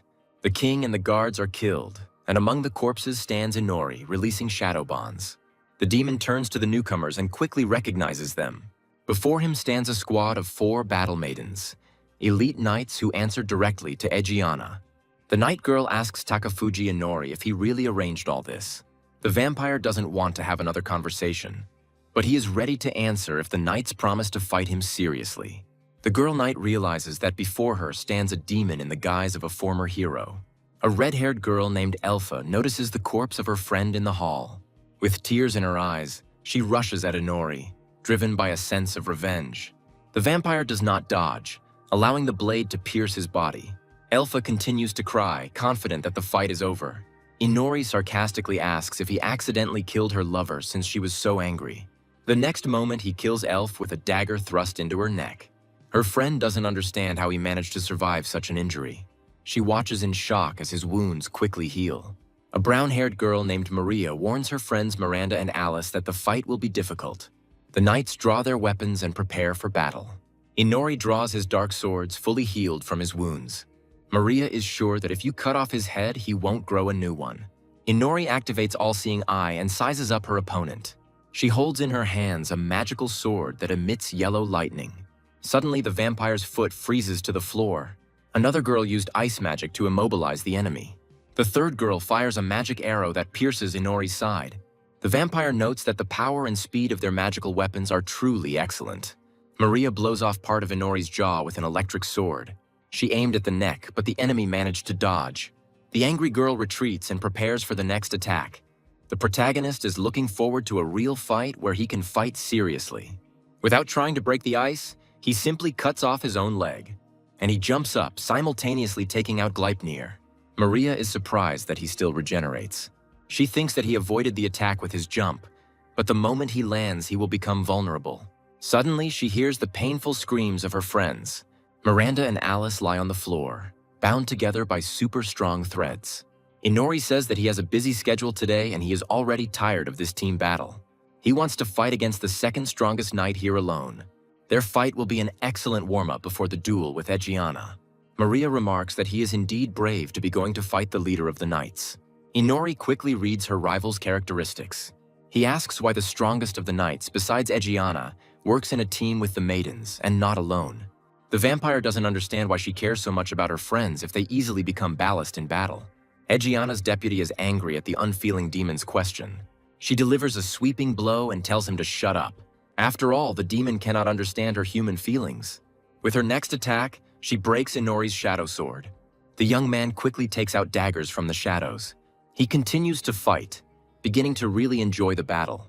Maria thinks that he has the talent of a real swordsman and is not sure that he will be able to stand up to this fight. She remembers the day when Egiana first introduced her to the squad of battle maidens. The girls then looked in surprise at the sudden addition to the group. Maria was already expecting a cold reception, having learned from bitter past experiences. But the girls warmly welcomed the newcomer and quickly became her best friends. That day, Maria felt like part of a team for the first time and was able to free herself from the curse of loneliness. Now she's yelling at Inori not to look down on her comrades. The demon praises her warlike spirit and asks her to continue in the same spirit. In the heat of battle, Maria does not notice how the threads of Gleipnir close around her. Inori wants to continue the fight and is currently loosening the bonds. Suddenly, Maria jumps to the side and runs towards her comrades. The irritated vampire is not going to let her go so easily. The threads entangle her sword, forcing her to sit down next to her captured friends. Maria wants to free the girls so that they can fight the enemy together. She is confident that as a team, they will be able to defeat him and avenge Elf. Suddenly, her friend Alice breaks free from her bonds with a growl. The girl, turned into a ghoul, bites Maria on the shoulder. Miranda also becomes a monster and clings to Maria's leg. Inori says that he has already killed them and turned them into ghouls. The next to stand up is the deceased elf, shielding Inori. The vampire has lost interest in the fight and is ready to leave Maria to the ghouls. He walks towards the balcony, ordering his familiars to deal with her. Maria looks in shock at the bodies of her dead friends, defiled by dark magic. In a rage, she calls for Inori to come back as the ghouls approach her. The battle maidens begin to devour their friend alive, who is no longer able to fight. Inori moves on, listening with pleasure to Maria's dying cries. Now only the kingdom's strongest warrior remains, the head of the knights, Egiana Izzy. Throughout the castle, shadow wolves are killing the remaining soldiers. Egiana runs down the corridor, trying to figure out what's going on. She senses a dark presence, but doesn't know who is its source. The unpleasant feeling in her chest intensifies, urging her to run faster. In the training arena, she sees someone's severed head. The girl recalls that her intuition has never let her down. She walks slowly to the center of the arena.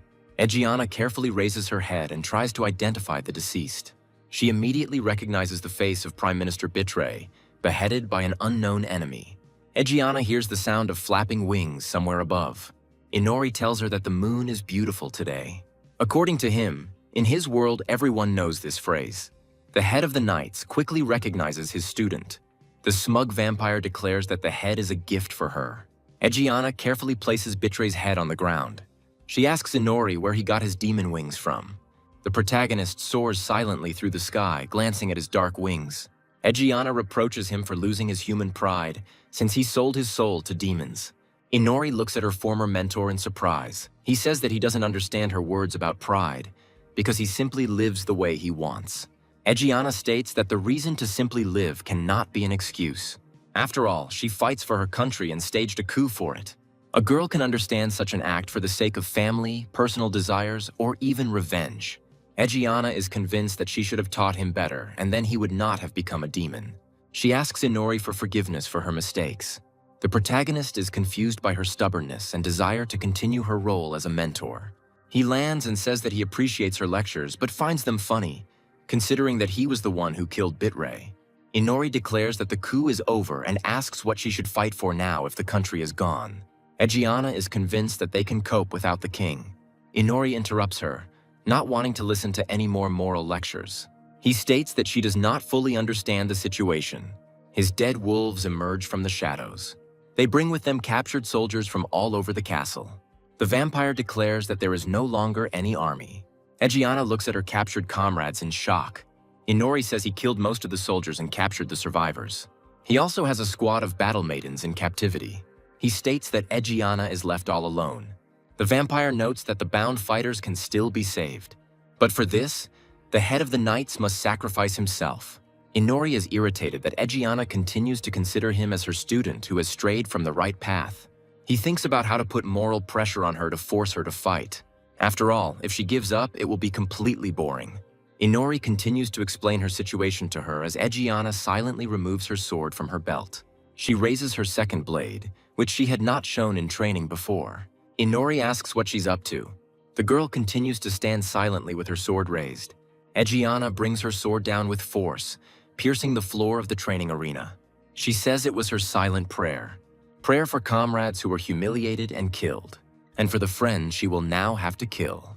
The head of the knights activates his battle sword, channeling magical power through it. Egiana is convinced that her comrade's sacrifice will not be in vain. Inori asks if she's really ready to sacrifice the order. The girl replies that she has trained these knights all her life, and has the right to sacrifice them all. The protagonist is surprised by her sudden fighting spirit. He says that then the country will be left without nobility and army, and will no longer be able to be called a country. Egiana notes that the people will not disappear. It doesn't matter that the nobility is rotten, the army is destroyed, and the royal line is broken. As long as there are people left, she will continue to fight for her country. This is her reason to live on. Inori is amazed by her powerful magical aura. He thinks that now things are really getting interesting. With a mad grin, he activates both eyes, preparing for the hardest battle of his life. Egiana asks why he is so happy. The vampire apologizes for underestimating her and showing ignorance. He also regrets that he deceived her a few minutes ago. Now he's going to be brutally honest. All the soldiers have long been killed and turned into ghouls. Egiana looks grimly at the mutilated corpses of her subordinates.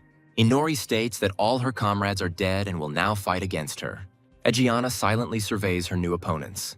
She turns to Takafuji Inori with sadness, and he quietly says that he too cannot be saved. Her sword glows brightly with a red light, overflowing with the magical power of its owner. Egiana finally acknowledges Inori as her enemy, and not just a misguided student. The vampire quickly takes off, not wanting to get hit by his opponent. With one sweeping attack, Egiana destroys all the rebellious soldiers. Inori understands what the leader of the Knights' trump card is. This is her mithril sword, long ago created using the lost technologies of ancient masters. The vampire summons shadow blades, deciding to keep his distance for now. In Egiana's eyes, he sees a dark determination to kill him. Inori says he intends to use all his strength in this fight. After all, only in this way will he be able to experience for the first time the sweetness of a real battle to the death. The surviving ghoul reaches out to Egiana's leg. With a swing of her sword, she destroys the arena floor along with the reanimated corpse. Inori mockingly calls out another batch of her former comrades. This time, there is a squad of battle maidens among them. Egiana glances at her dead charges. She remembers their smiles and training together. With the next blow, the head of the knights destroys the growling ghouls. Shadow wolves pounce on her from above. The girl cuts them down with quick blows without moving from the spot. She asks Inori why he doesn't attack himself. Egiana takes out her second sword and says that she will then attack first. Inori thinks that it's better not to approach her from behind, and that frontal attacks would be pure suicide. He remembers Arya's words during the lecture about why Egiana is so strong. The princess then explained that the leader had always been strong, but after receiving an ancient weapon from the queen, she became invincible. According to Arya, that ancient weapon was a sword whose sharpness was enhanced by any magic. In the present day, Egiana continues to kill new ghouls. With graceful swings of her swords, she deflects Inori's shadow daggers. The dark magic knives disintegrate under her blows. Inori wonders if there is a limit to the sharpness of her ancient sword. After all, now it seems he is capable of cutting through anything. Egiana uses the air hammer spell, slamming Inori into the wall. He is surprised that she switched to magic and crushed his wings so easily. The head of the knights notices that he will no longer fly.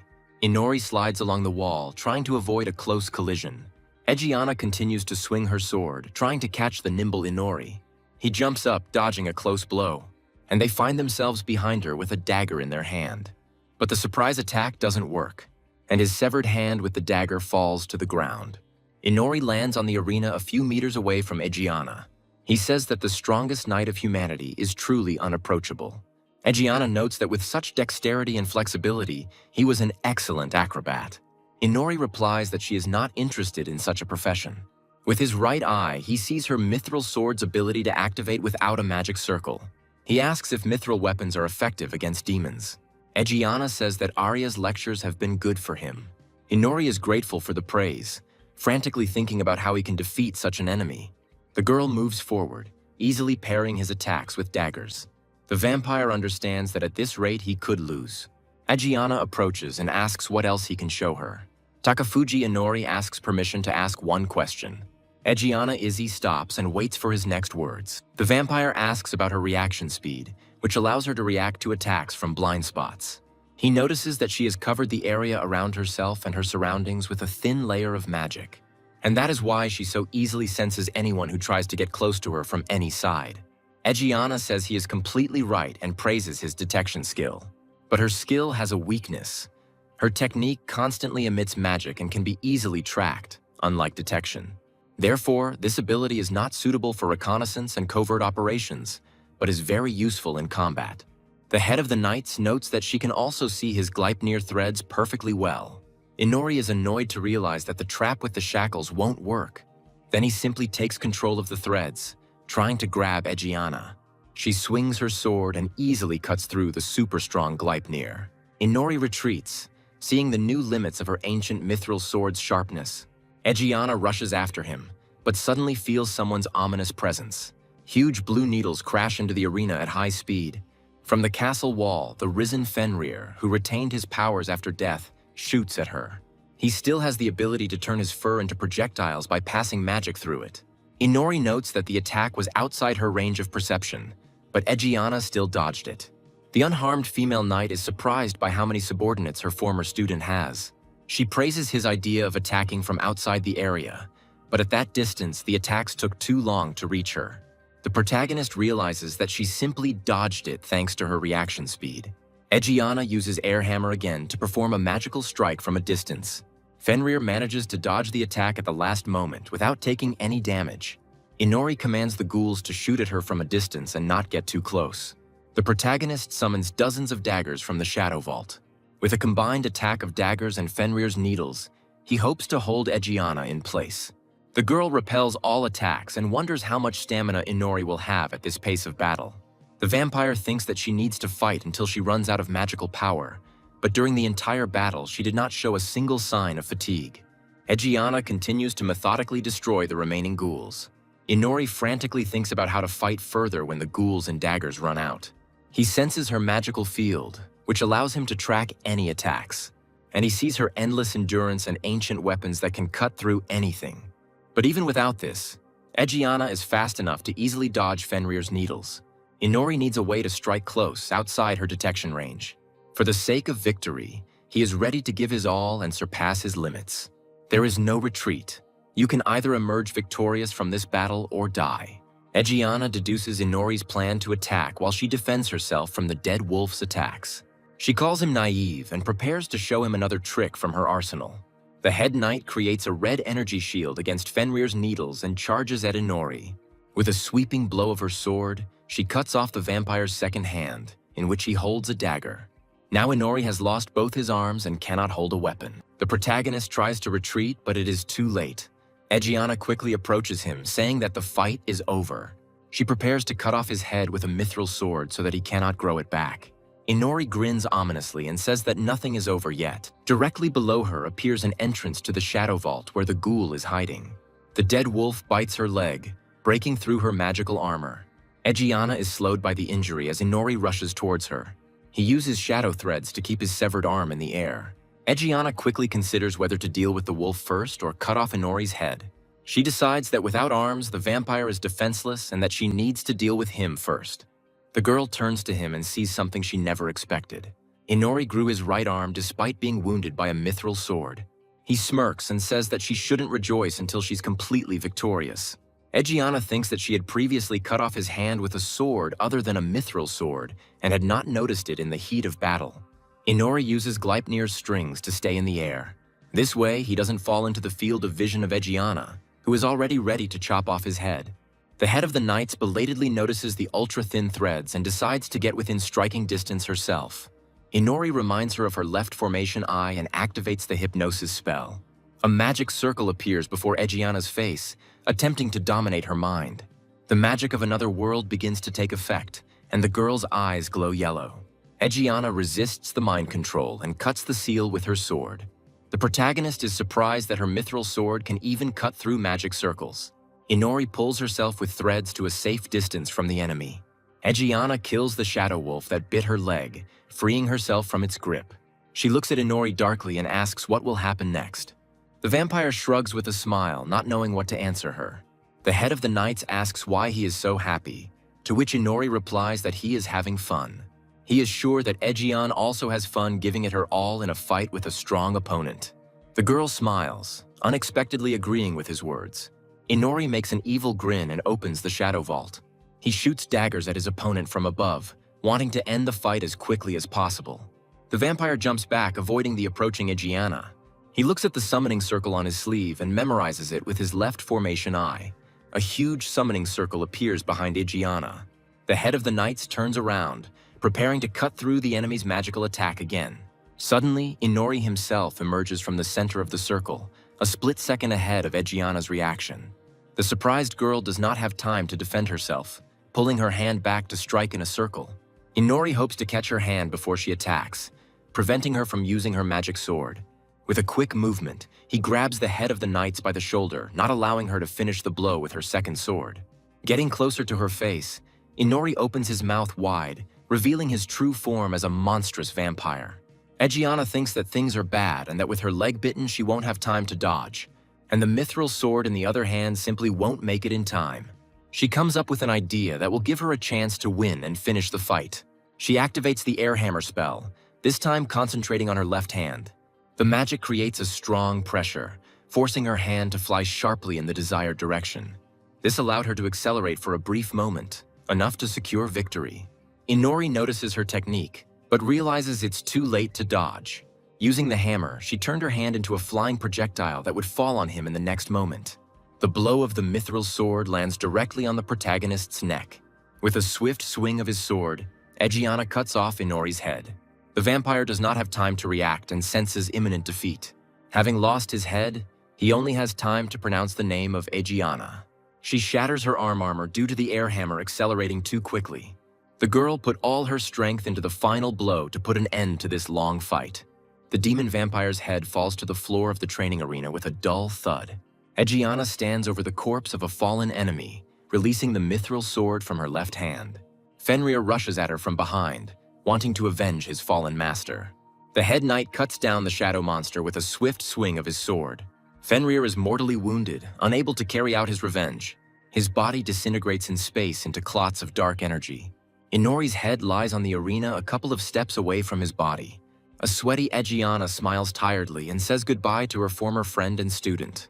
Putting down her sword, she takes his head and says that she really did have fun. The head doesn't even remember the last time she fought to her last breath. She cancels the field of perception and thinks about searching for the second princess. The girl is distracted from her thoughts about the kingdom when Inori's head suddenly bites off her hand. A stunned Ejiana looks down, seeing her blood splashing. The vampire's head falls to the ground again, its fangs snapping predatorily. The leader of the knights understands that this demon's main focus was his heart, not his head. Using the strings of Gleipnir, Inori controls the headless body like a puppet, and he attacks his opponent from behind before she comes to her senses. The girl manages to turn around, but it is too late to dodge. Inori kicks her in the back with all his might, sending her flying forward. Ejiana crashes into the wall, breaking through it. She sits and lets out a painful groan, feeling the pain of broken bones. The trembling girl looks up at the vampire who won this fight. Inori holds his severed head in his hands, glowing with dark energy. He slowly places his head back on his neck, activating the regeneration process. After reattaching his head, he notices that it did indeed hurt. Having completed the regeneration, he says that things are much better now. Ejiana is surprised that even with a mithril sword, she couldn't stop his demonic healing. Inori agrees that mithril is indeed effective against demons, but he only works against the demons of this world, and he came from another. Ejiana is amazed by his sudden revelation. Inori explains that he realized the uselessness of mithril the first time she cut off his arm. The girl understands that he didn't grow it out on purpose and praises him for his resourcefulness. The vampire looks at his defeated rival dispassionately. Inori had previously assumed that for vampires, the head was not the most important part of the body. During the fight with Fenrir, his spinal cord was damaged, but he was able to move thanks to his heart pumping blood throughout his body. Ejiana says in a low voice that she admits defeat. Inori apologizes for tricking her again and ultimately defeating her with a sneak attack. He says he has little experience in hand-to-hand combat, to which Ejiana replies that she has noticed this. Inori notes that now he really fought like it was his last time. The head of the knights laughs at his honesty, feeling death approaching. Inori looks with interest at Ejiana, who is bleeding profusely. He calls her by name, trying to keep her conscious for a few more seconds. The young man is sure that she will be bored becoming an unreasonable ghoul in his service. Therefore, he will absorb it all without a trace in order to gain new power. Inori bids farewell to Egiana and drinks her blood under the light of the full moon. Having finished the battle, he goes to the hero's prison. Ryuto, Tamaki, and Aoi hear footsteps, certain that another guard has arrived.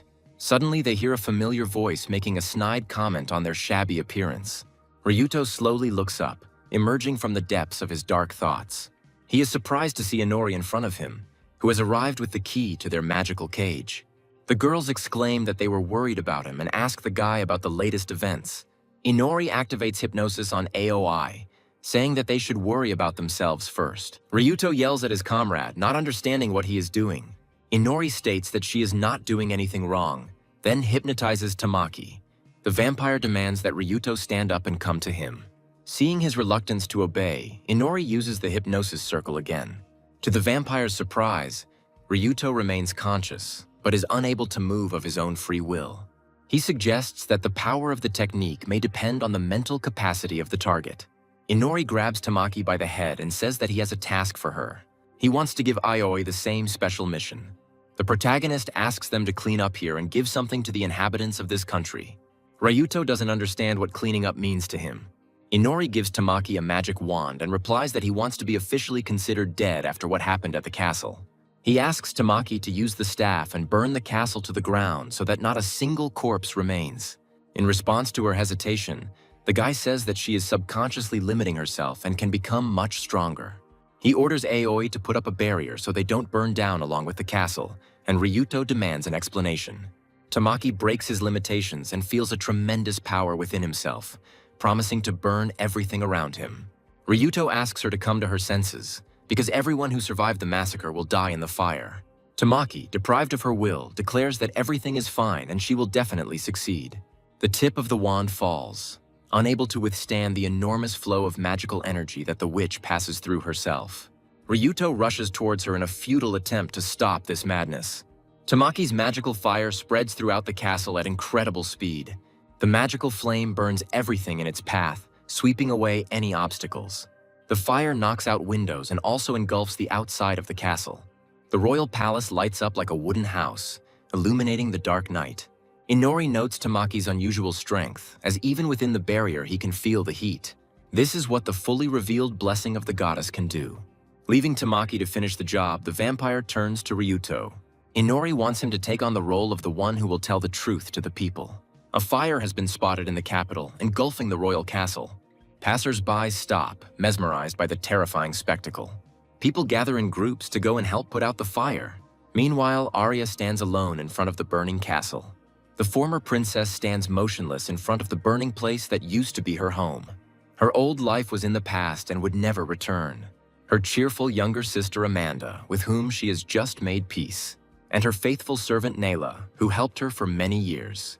Her parents, with whom she had too little contact, and she herself, as the second princess, also died in this fire. Now she has become a monster with black hair and red eyes. Having accepted her new self, the girl leaves, leaving her past life behind. Inori calls out to her near the trees. She asks if he has finished cleaning.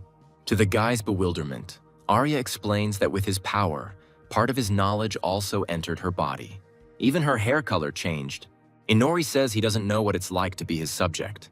Arya responds that she feels bound by his words and thoughts, making it difficult for her to disobey or harm him. The vampire demands to give him her hand, and the girl immediately obeys.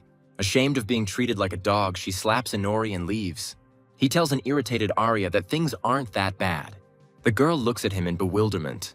The protagonist notices that black hair suits her much better than before. Arya is grateful for the clumsy attempt to cheer her up. Inori grumbles, wiping the imprint of her palm off his face. Amused by this scene, the girl shows a slight smile. She says that she did not lose everything because she was saved and gained a little freedom. And now she has a new goal. If she becomes stronger than Inori, she will cease to be his subject. So now she will surpass him and regain her freedom. The protagonist looks at the girl in surprise. Smiling, he notes that she is now definitely ready to leave the past behind. Inori stands up, declaring that they have decided on their goals. Now it's time to go to his domain. Arya is surprised that he managed to buy some land for himself somewhere. But the vampire explains that this is a place where they will be safer than in the city. Soon, they pass through a barrier in the forest where the wolves used to live. Inori says that here they can rest and figure out their strengths. When asked about the house, he explains that there used to be a dilapidated hut here, but he improved it with magically created tools. The guy doesn't want to go into details and asks to simply consider this place their secret base. Inside, Arya notices that the house is too small for two. Inori says she will have to get used to living differently. Besides, there is only one bed. The girl states that she never really desired luxury, and she's even ready to sleep with him in the same bed. She adds sheepishly that she is in his debt, since she survived only thanks to his strength.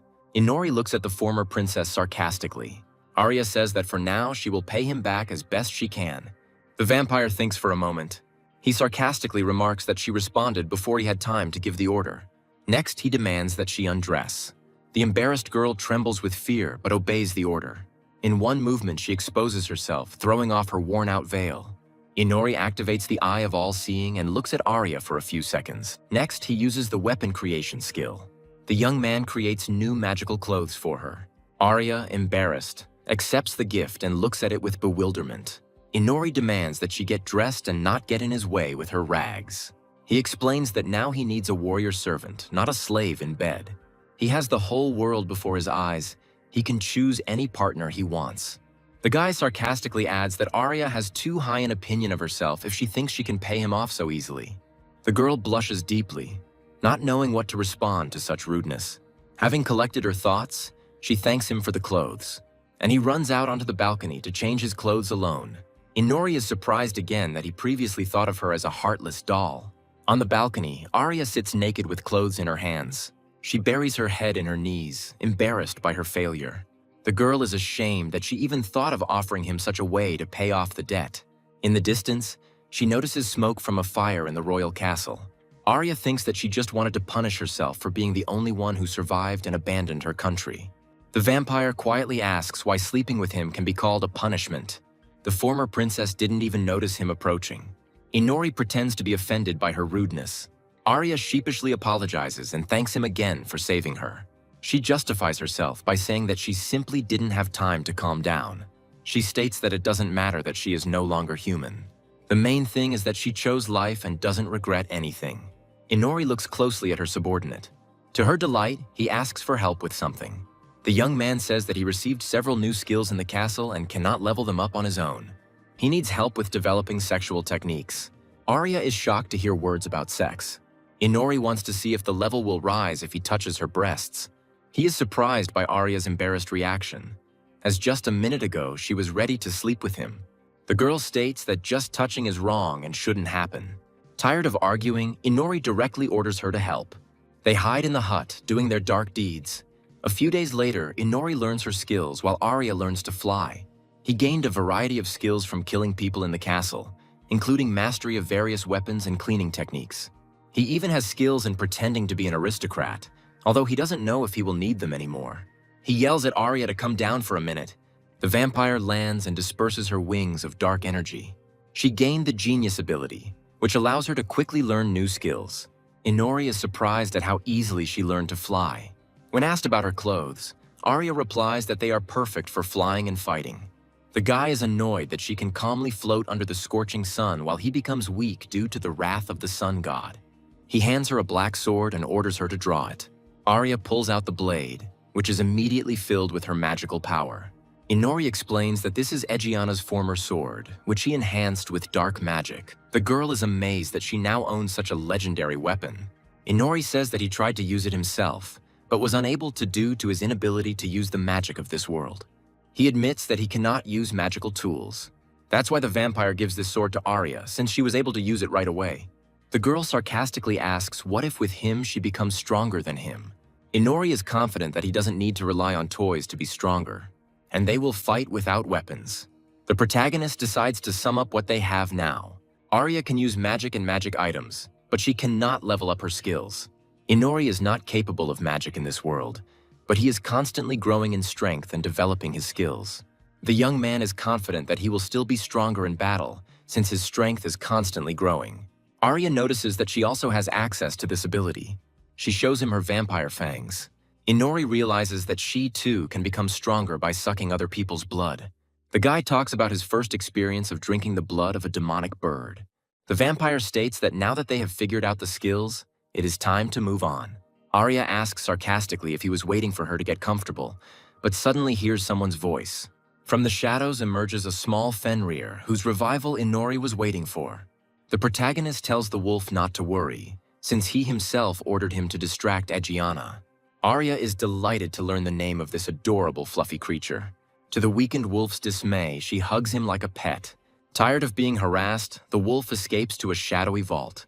A saddened Arya decides that she will now call him Fenrir. Inori notices her change of mood. Arya explains that she loves animals and has always looked after pets that bored her sister. The vampire declares that they are leaving here tonight. He has not yet decided on his goal and wants to visit neighboring countries. Inori wants to start in a country where heroes are not summoned. But Arya says there are no such countries. By agreement, all 12 countries must summon 3 heroes each. Inori thinks for a moment. He notices that too many heroes appear in this world. After all, there are still 11 countries and 33 heroes. The guy remembers that blonde guy and his comrades. Thinks about other heroes he hasn't met yet. And he remembers Ryuto, Tamaki, and Aoi, who now know about his true nature. This means that he will soon have many more powerful enemies. At the same time, somewhere far away, a magical ritual is taking place. The bodies of humans, mages, elves, dwarves, and beastmen are used as fuel for the ritual. The blonde demoness calls for someone to return to a new vessel. She holds a glowing demon skull in front of a mountain of corpses. Suddenly, the skull begins to grow a skeleton and flesh. A demon figure with a long tail appears in the air. The demoness and her servants rejoice at the success of the ritual. The new demon takes the form of a red-haired man with a beard. The demoness announces that the demon king Ignoa has returned. After some time, the action moves to a small trading town. Arya walks down the street in the sunlight with a slight smile. There are plenty of shops around and people who have come to buy something. Someone offers Arya a couple of loaves of bread. The baker says that she helped him out a lot earlier and he wants to repay her somehow. Another vendor hands her a bag of vegetables. The girl thanks everyone, laden with free products. Now she has a new nickname, Eri. Some time had passed since he and Inori moved to the provincial town of Regan in the Lin Theocracy, a small market town famous for its brick streets. In the theocracy, the clergy plays a vital role. That's why even in a small town there is a big church. They registered with the Adventurers Guild to earn money. Inori took the pseudonym Kiri, but he rests during the day, so Arya works alone. Thanks to this, she met many people in the city. Suddenly, Inori flies out of the doors of the guild building. Blood is coming out of his nose and flying into the air. It flies several meters away and breaks a wooden bench. Arya calls him and tries to understand what is happening. A fair-haired girl in a cleric's robe emerges from the guild. She is surprised that the guy is still conscious after her blow. The girl is amazed at the talent hidden in such a womanizer. She states that Kiri has intrigued her. As a holy knight of the Lin Theocracy, the fanatic Raskos accepts him as a student to guide him on the true path. The girl lifts him by his tie and waits for him to come to his senses. Arya looks at the unfolding scene in shock. She drops bags of groceries, which scatter on the ground. The fanatic strokes Inori's face with a smile. Arya thinks that this is how her adult life outside her home country began. The action moves back a few minutes to Inori. He sat in the guild and drank calmly. The other adventurers looked at him with hostility. Inori thought that after joining the guild, he started drinking heavily. The waitress brings him the bill, but he tells her to put it all down to Ari. Unlike him, she quickly rose through the ranks by completing guild missions, and even earned the nickname, Black Rose of Ari. She even gained fans among adventurers, and Inori drank all day long, bound by the hatred of the sun god. The other adventurers didn't understand why Black Rose would fall for such a parasite. The man with the red beard invites him to go to work too. He sits next to her and is indignant that Ari works all day while he only eats and drinks. Kiri thinks that this old man has become his only drinking buddy from the guild. He used to drink alone, but recently joined him on drinking sprees. Through drinking, Inori tried to increase his resistance to poison and communicate with other adventurers. But over time, everyone began to avoid him, except this old man. The bell on the door announces the arrival of guests. A fair-haired girl in church clothes enters the building. Inori is surprised that the Holy Knight came to such a place. He invites her to join them and have a drink too. The girl says that drinking so much is harmful for the soul and body. Kiri notices the church symbol on her forehead. He asks to take a closer look and wants to get closer to her. The girl raises her hand with lightning speed to strike, and he declares that one cannot touch the sign of faith in God. Inori doesn't have time to react to the blow. Ari comes to the guild with food and calls for a partner. The adventurers watch in surprise as Kiri is knocked out by the churchwoman's blow. Having broken the bench, Inori thinks that he said something wrong. The girl picks it up and looks the guy in the eyes. The adventurers rejoice that someone has finally beaten this drunkard. The churchwoman says she will help him improve. After all, God will not leave anyone without attention. She throws Inori over her shoulder and leaves. The fanatic feels someone's gaze on him. She notices Arya and asks what she wants. Ari asks what she's going to do with him. Inori doesn't move, continuing to hang on her shoulder. The churchwoman advises not to worry about this impudent fellow who was loafing around in the guild. She is sure that there is still something masculine left in him. So the church and God teach him how to become a real man again.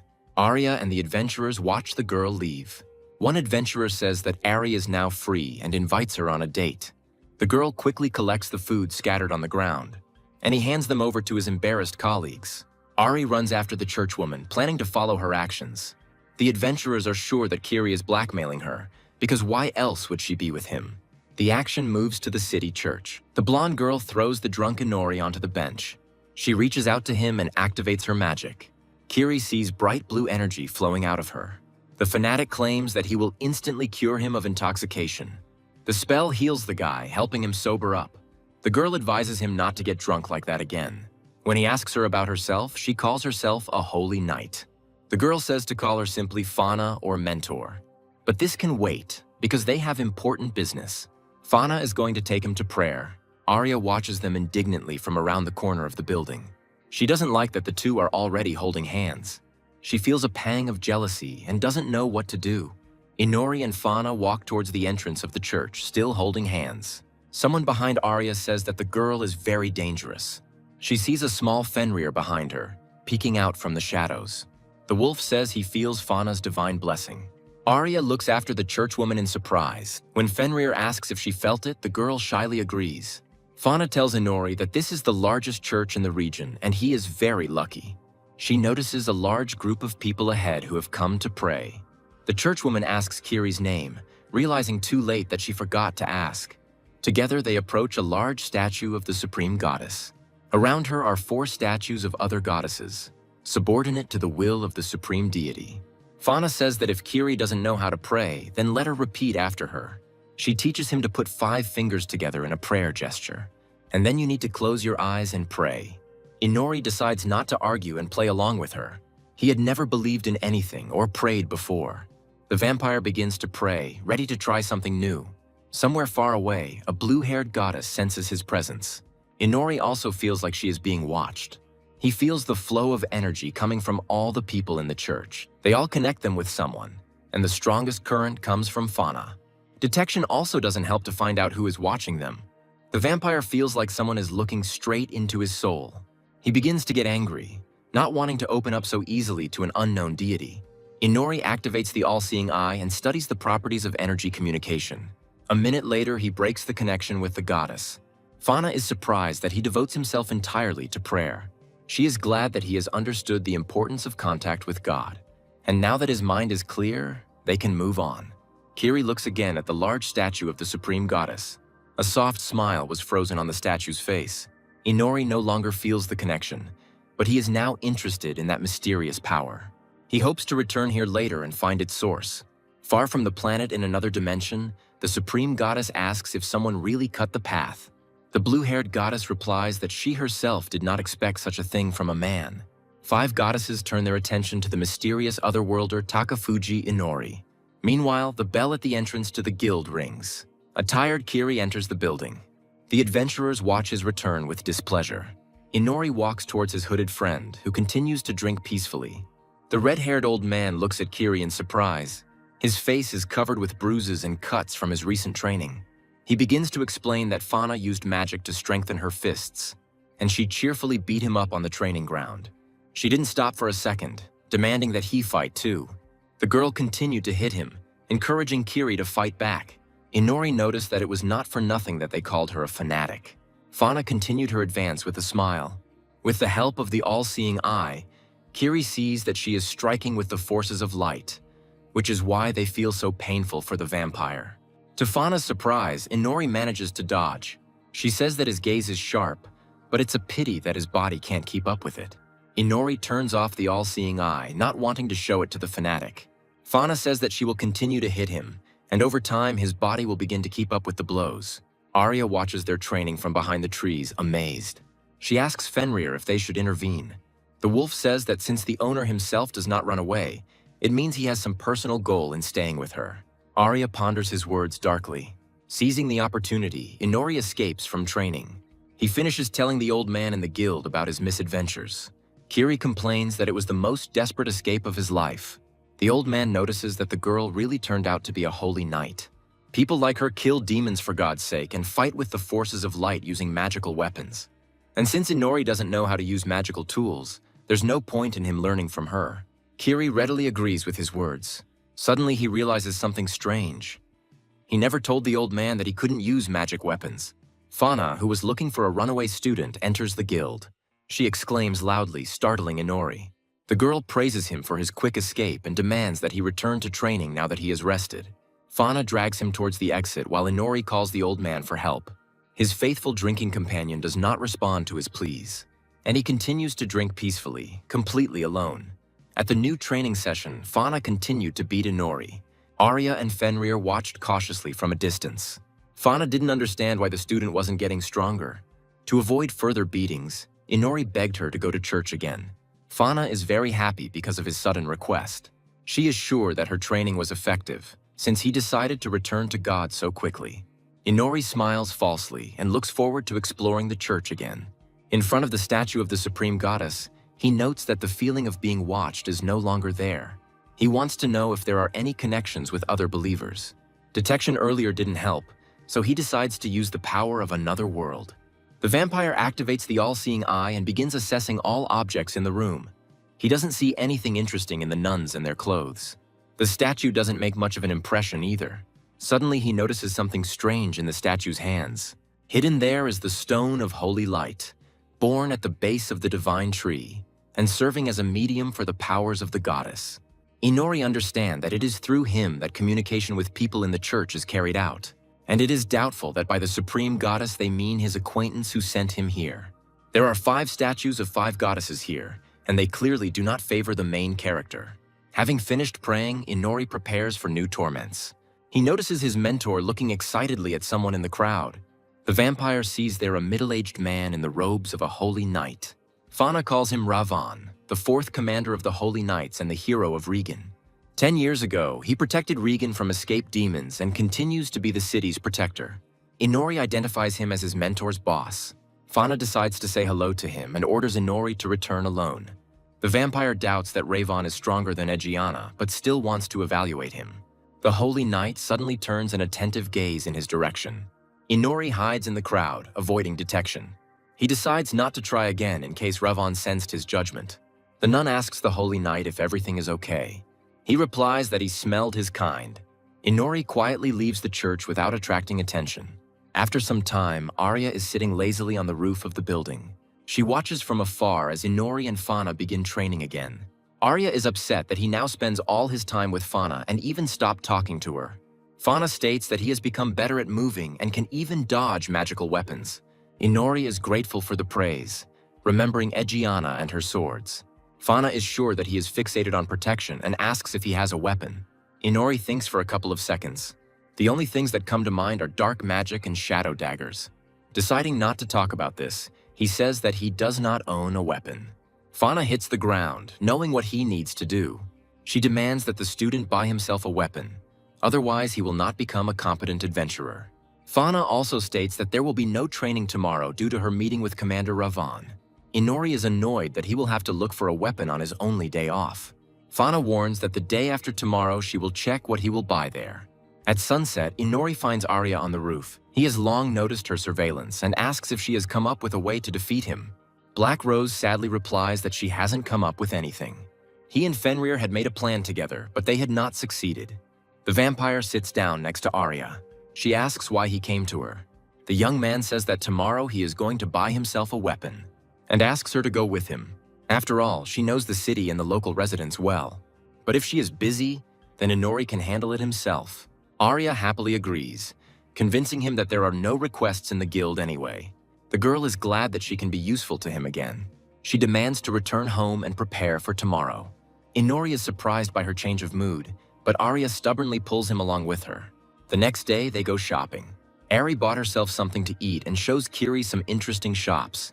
Inori remarks that he understands her joy. But that's not why they came here. The girl says that they are just heading towards the armory. Soon they enter a weapons store. Arya notes that many travelers have recommended it. Inori evaluates the weapon with the all-seeing eye. He is looking for a sword that will not be a magical instrument. Arya offers him a red braid with a devil design, thinking it's very cute. He refuses, but the girl is sure that it would suit him.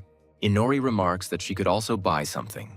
She needs the sword on a permanent basis, since she now only uses the black sword in extreme cases. Arya agrees that she needs something comfortable and simple. She notices an exquisite mithril dagger behind a display case. The protagonist asks what she found there. He takes the dagger from the display case, ignoring Arya's protests. The young man assesses the material as high-quality mithril, and the dagger itself should be an addition to the main weapon. Inori asks the girl not to worry about the price, because he has a lot of money for killing demons at night.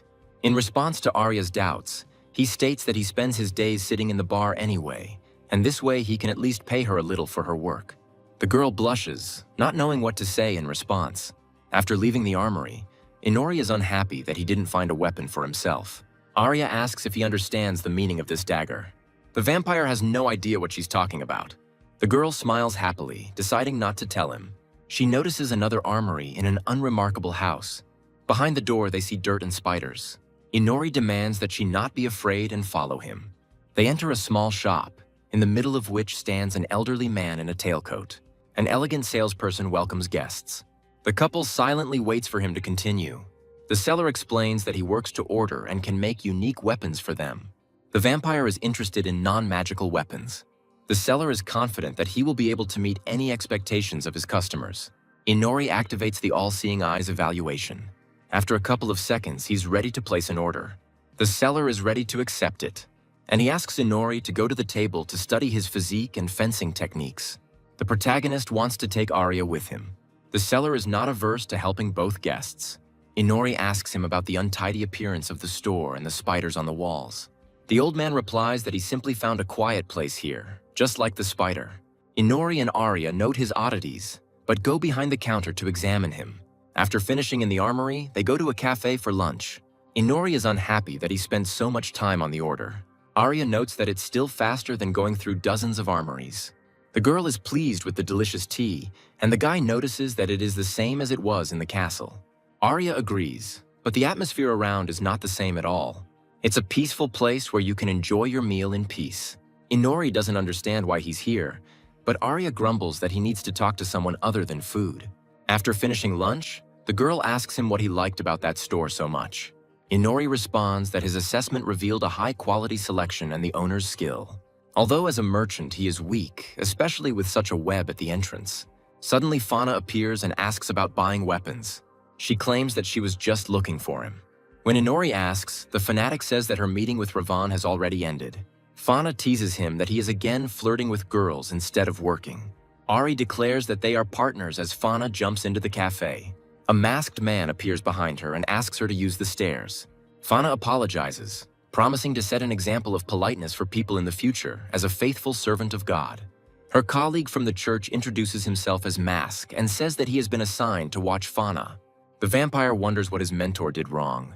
Fauna explains that the church is questioning her relationship with Kiri, even though she explained to them that they are simply teacher and student. The mask explains that holy knights must follow their vows and remain virgins. But suddenly they appeared in the city. The beautiful Black Rose Ari and the drunkard Kiri. Rumors about them spread quickly, which irritates Inori. Mask states that Kiri intrigued him by how he managed to become the fanatic's apprentice and Ari's lazy partner. Suddenly he pulls out a Black Rose fan club card. Mask calls himself Ari's 5th best fan and asks Kiri to tell him the secret of how he won the girl. Masca asks him to teach her this wisdom, and Fauna grumbles that he is actually a holy knight too. All four sit down together and order sweet dishes. While the girls are eating, the guys are having animated conversations. Kiri explains something to him, and Masca listens attentively and asks questions. Arya envies men who can find common ground so easily. Fauna asks if she's really friends with this drunkard. Black Rose confirms her words to the fanatic's surprise. Fauna asks about the mithril dagger on the table. She looks at Arya carefully. The fanatic notes that such a gift is synonymous with a marriage proposal and means stab me if I cheat on you. But Fauna is sure that Kiri hardly knew the subtext and simply gave it to him. The churchwoman calls Mask to return since the sun is already setting. Fauna says she was glad to meet Ari. Both churchmen say goodbye to them and leave. Inori is glad that they finally left. Mask reflects on the adventurer Kiri, and he thinks that even after meeting him in person, he still remains a mystery. Near the hotel where they live, Arya is temporarily away on business. Inori grumbles, unhappy with her departure. He reaches his room, expecting to have a good rest. Suddenly, the young man feels a strange presence inside. A strange voice in his head praises him for his attentiveness. Inori activates both eyes as the voice invites him to come in. He carefully opens the door and walks into the room. A beautiful girl in revealing clothes sits on the windowsill. She greets him warmly and introduces herself as Flux. Inori asks about the voice in his head. Flux is surprised that he has such a strong detection, but does not know about spiritual magic. The girl sits on the bed and says that she can show him what spiritual magic is. With the help of your body, of course. She takes his hand and gently asks him to come closer. Flux throws him onto the bed and sits on top of him. She is surprised that he doesn't resist at all in this position. Inori replies that he can't fight such a beauty, and he doesn't want to miss this chance. The vampire activates the hypnosis circle, attempting to control her mind. He is confident that at such a distance she will not dodge. But the magic has no effect on Flux, who gently mocks him. With a quick movement, she kisses his lips. The next second, Inori finds herself in the middle of a green meadow. Flux explains that they are in her spiritual world, their own dimension that exists inside each of them. Strong vines grow from the grass and wrap around Inori. The girl says that everything here is under her control alone. For example, she can easily get rid of clothes, which she demonstrates on Kiri, or drive you crazy with pleasure, which also shows on it, and even completely subjugate his body and soul to your will. Flux undresses and asks why a virgin like him doesn't want to hug her.